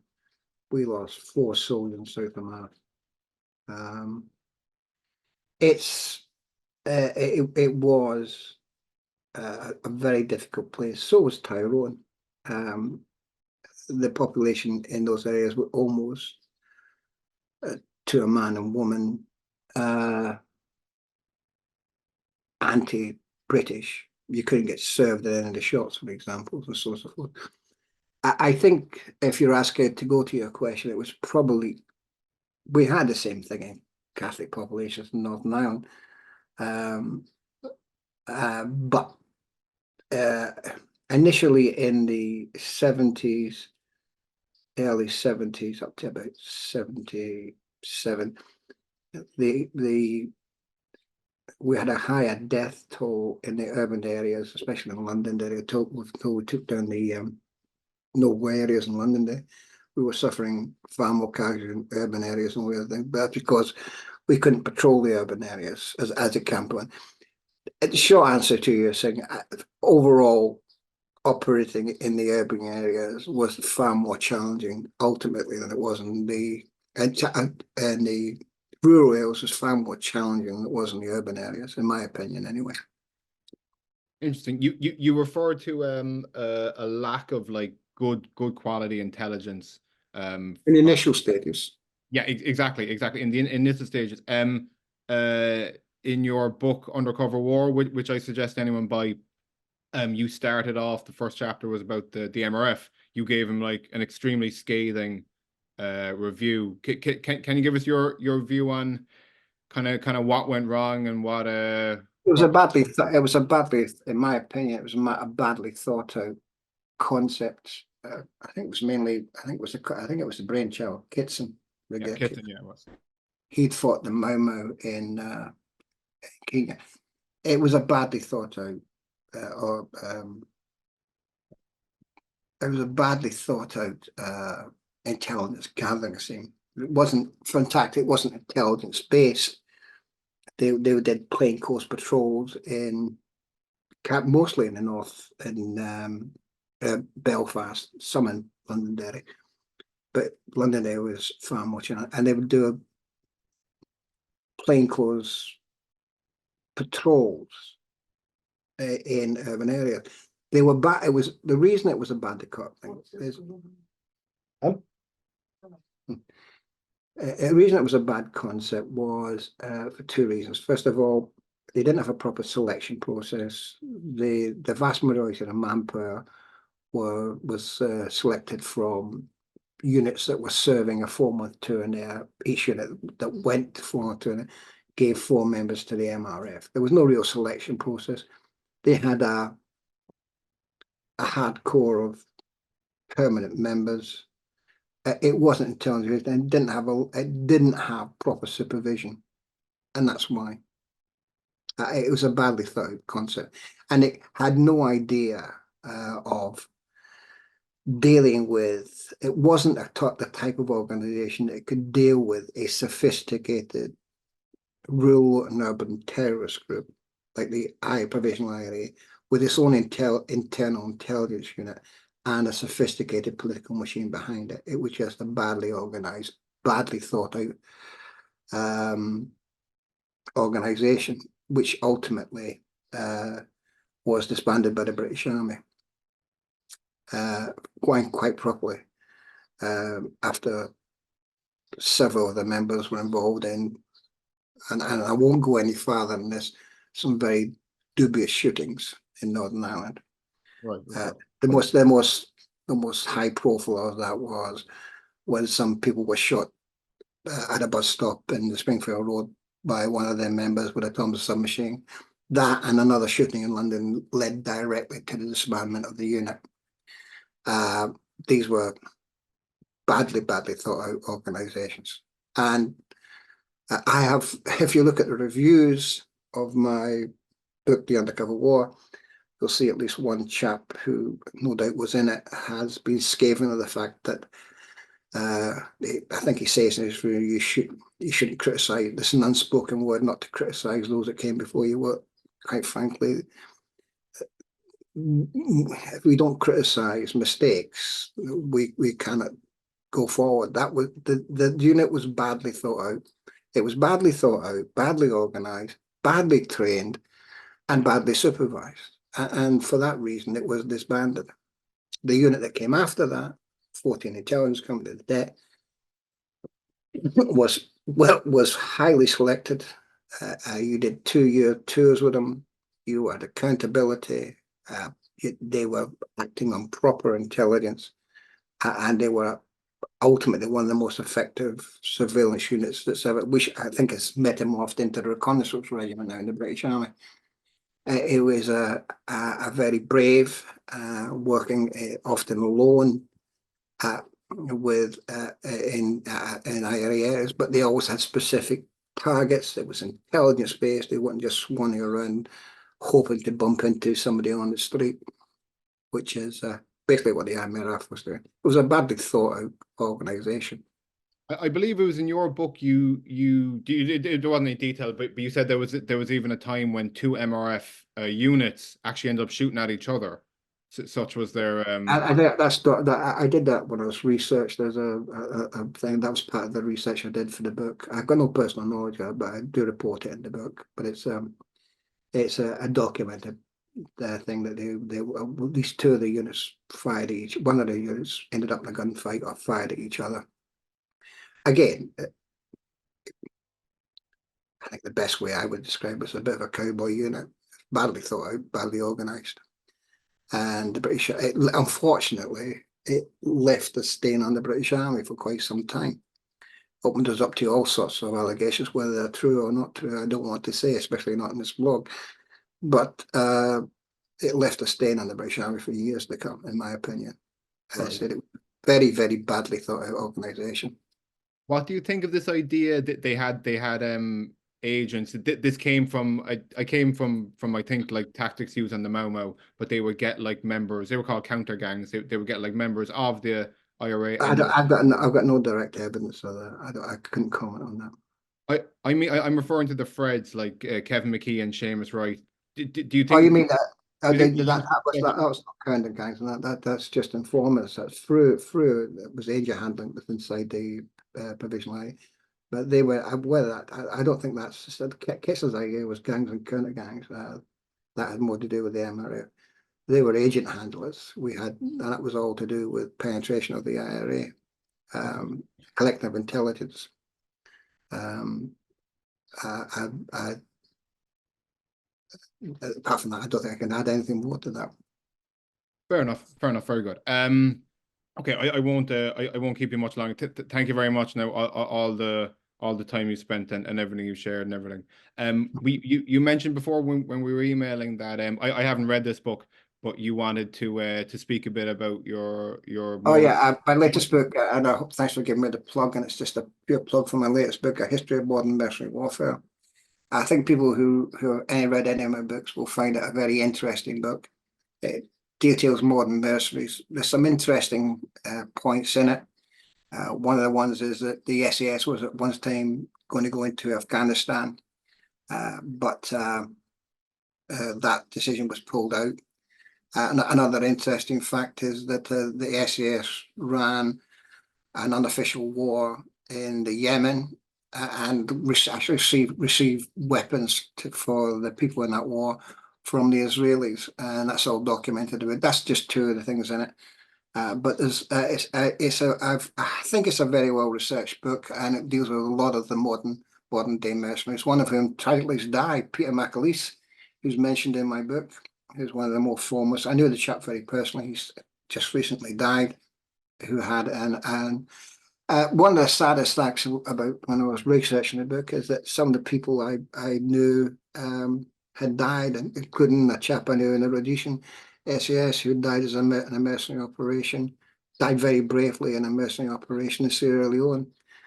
Captain Mac Mackenzie, one of the most highly decorated soldiers in the Rhodesian army. He would have been a third officer paratrooper in the American army.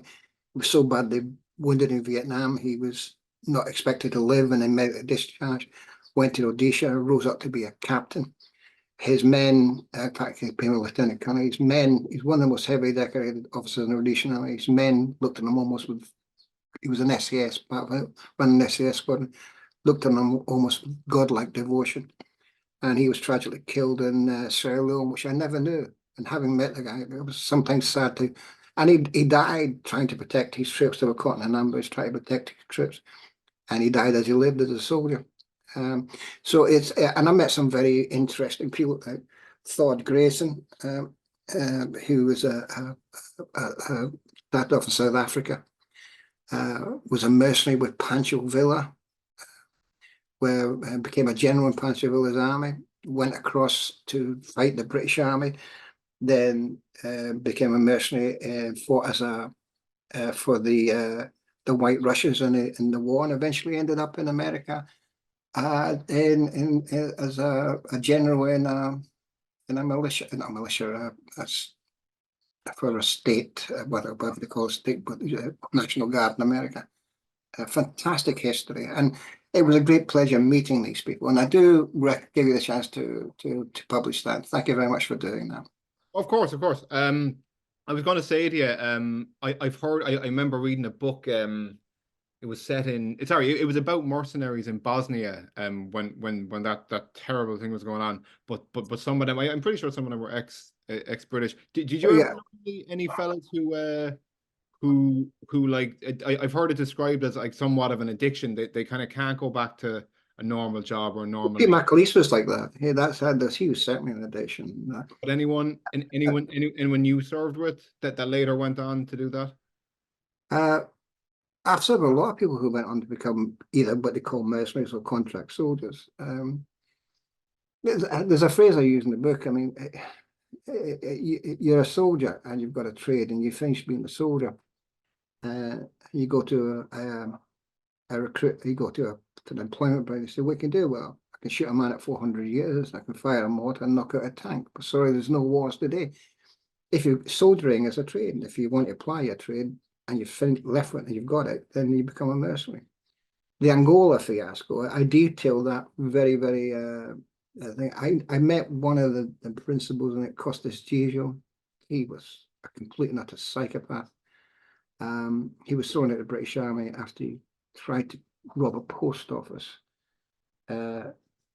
with a Sterling submachine gun, and his getaway was an army bus. And he ended up, and he made himself called himself Colonel Callan. Jesus Christ. And eventually machine gun, I think it's 15, 17 of his own people because they wouldn't fight. He's a very nasty piece of work. You do meet them. There was the Angolan mercenary was an absolute fiasco of an operation. Between people like that, as was Bosnia, a lot of people went to Bosnia to fight. Actually, but in between that, some contract soldiers who went to Bosnia really did perform very, very well. There's all types of different people. Some of them are very professional contract soldiers who do everything. I deal with the Blackwater shootings in Iraq. But what may surprise everybody is just how, so I think that's my obsession, just how prolific mercenary work is now. Certainly the Iraqi war, in order to avoid big casualties. The Americans subcontracted a lot of it to mercenary operations. People made a fortune over there. But deaths of mercenaries and contract soldiers don't have the same effect on people as the death of regular soldiers. But mercenaries are getting into everything. The humanitarian relief operations will often use mercenaries for support. It's far easier to get mercenary support for a humanitarian relief organization than it is today, mainly because of the Mogadishu effect. When the American army went into Somalia and what was a humanitarian ended up in massive gun battles. As I say, if you've got an emergency thing and you want some protection on the ground, it's better to use mercenaries than anything else. And mercenaries are into everything. And then you take on that. But most SAS soldiers, when they finish their tours of duty in the SAS, they go into what's known as the circuit, and which is bodyguard jobs in the summer in England and training jobs abroad. That used to be known as the circuit.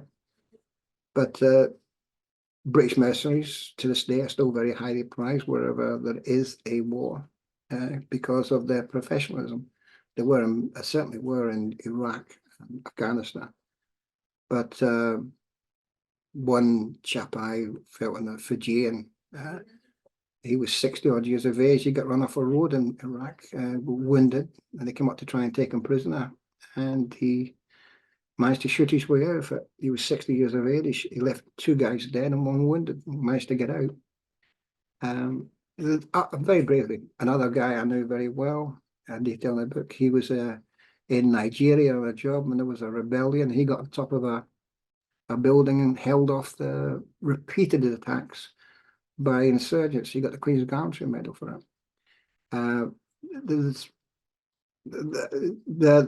You go through the whole spectrum in mercenaries, from those who are complete and utter psychopaths and lunatics and wannabes to really professional soldiers who do a really professional job.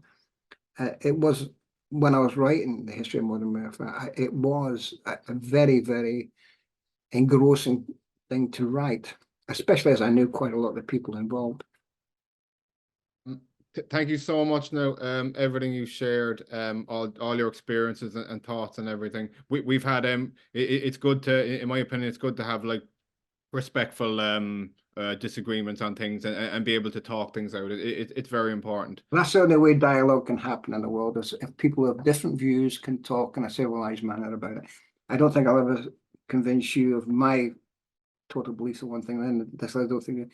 But unless civilized people can disagree about things and have a civilized dialogue about it, and hopefully, unfortunately, in this very troubled world we're in at the moment, that thought process seems to be lacking in very many areas, especially in the Middle East at the moment, tragically.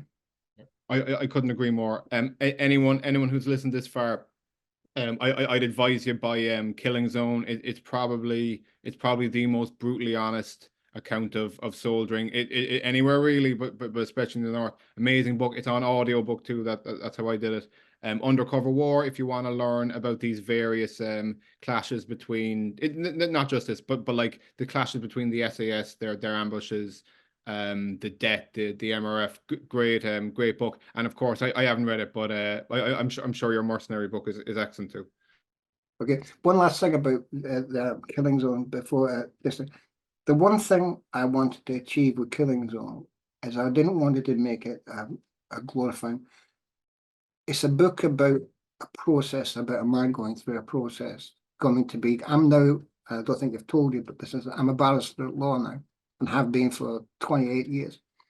And I went through a process until I became to that. And I wanted to write it to people to show that no matter where you start in life, if you have a belief in yourself, you can become basically anything you want. And people who read it, especially a lot of female women who read it, say it's not a book, but I wanted to make it an uplifting book, a book that makes people believe in themselves and that they can achieve anything. And can I say, John, it's been a pleasure. Thank you very much. Absolute pleasure. I was going to say, was there anything at all now that maybe coming into this you wanted to mention but we didn't get to talk to, or anything you wanted to clarify, or anything like that? No, I think we've covered everything. I've told you I think everything I can. I think we've clarified and gone around it as much as possible. It's been a pleasure, John. Absolute pleasure. Thank you very much. I'd love to speak again, maybe if you publish more books in the future. I look forward to it, John. Have a day. Maybe after you've read History of Modern Military Warfare, we can do something on mercenaries. Very good. Yeah, I'm looking forward to it. I'll get my hands on that. Thanks a million, Harry. Bye bye then.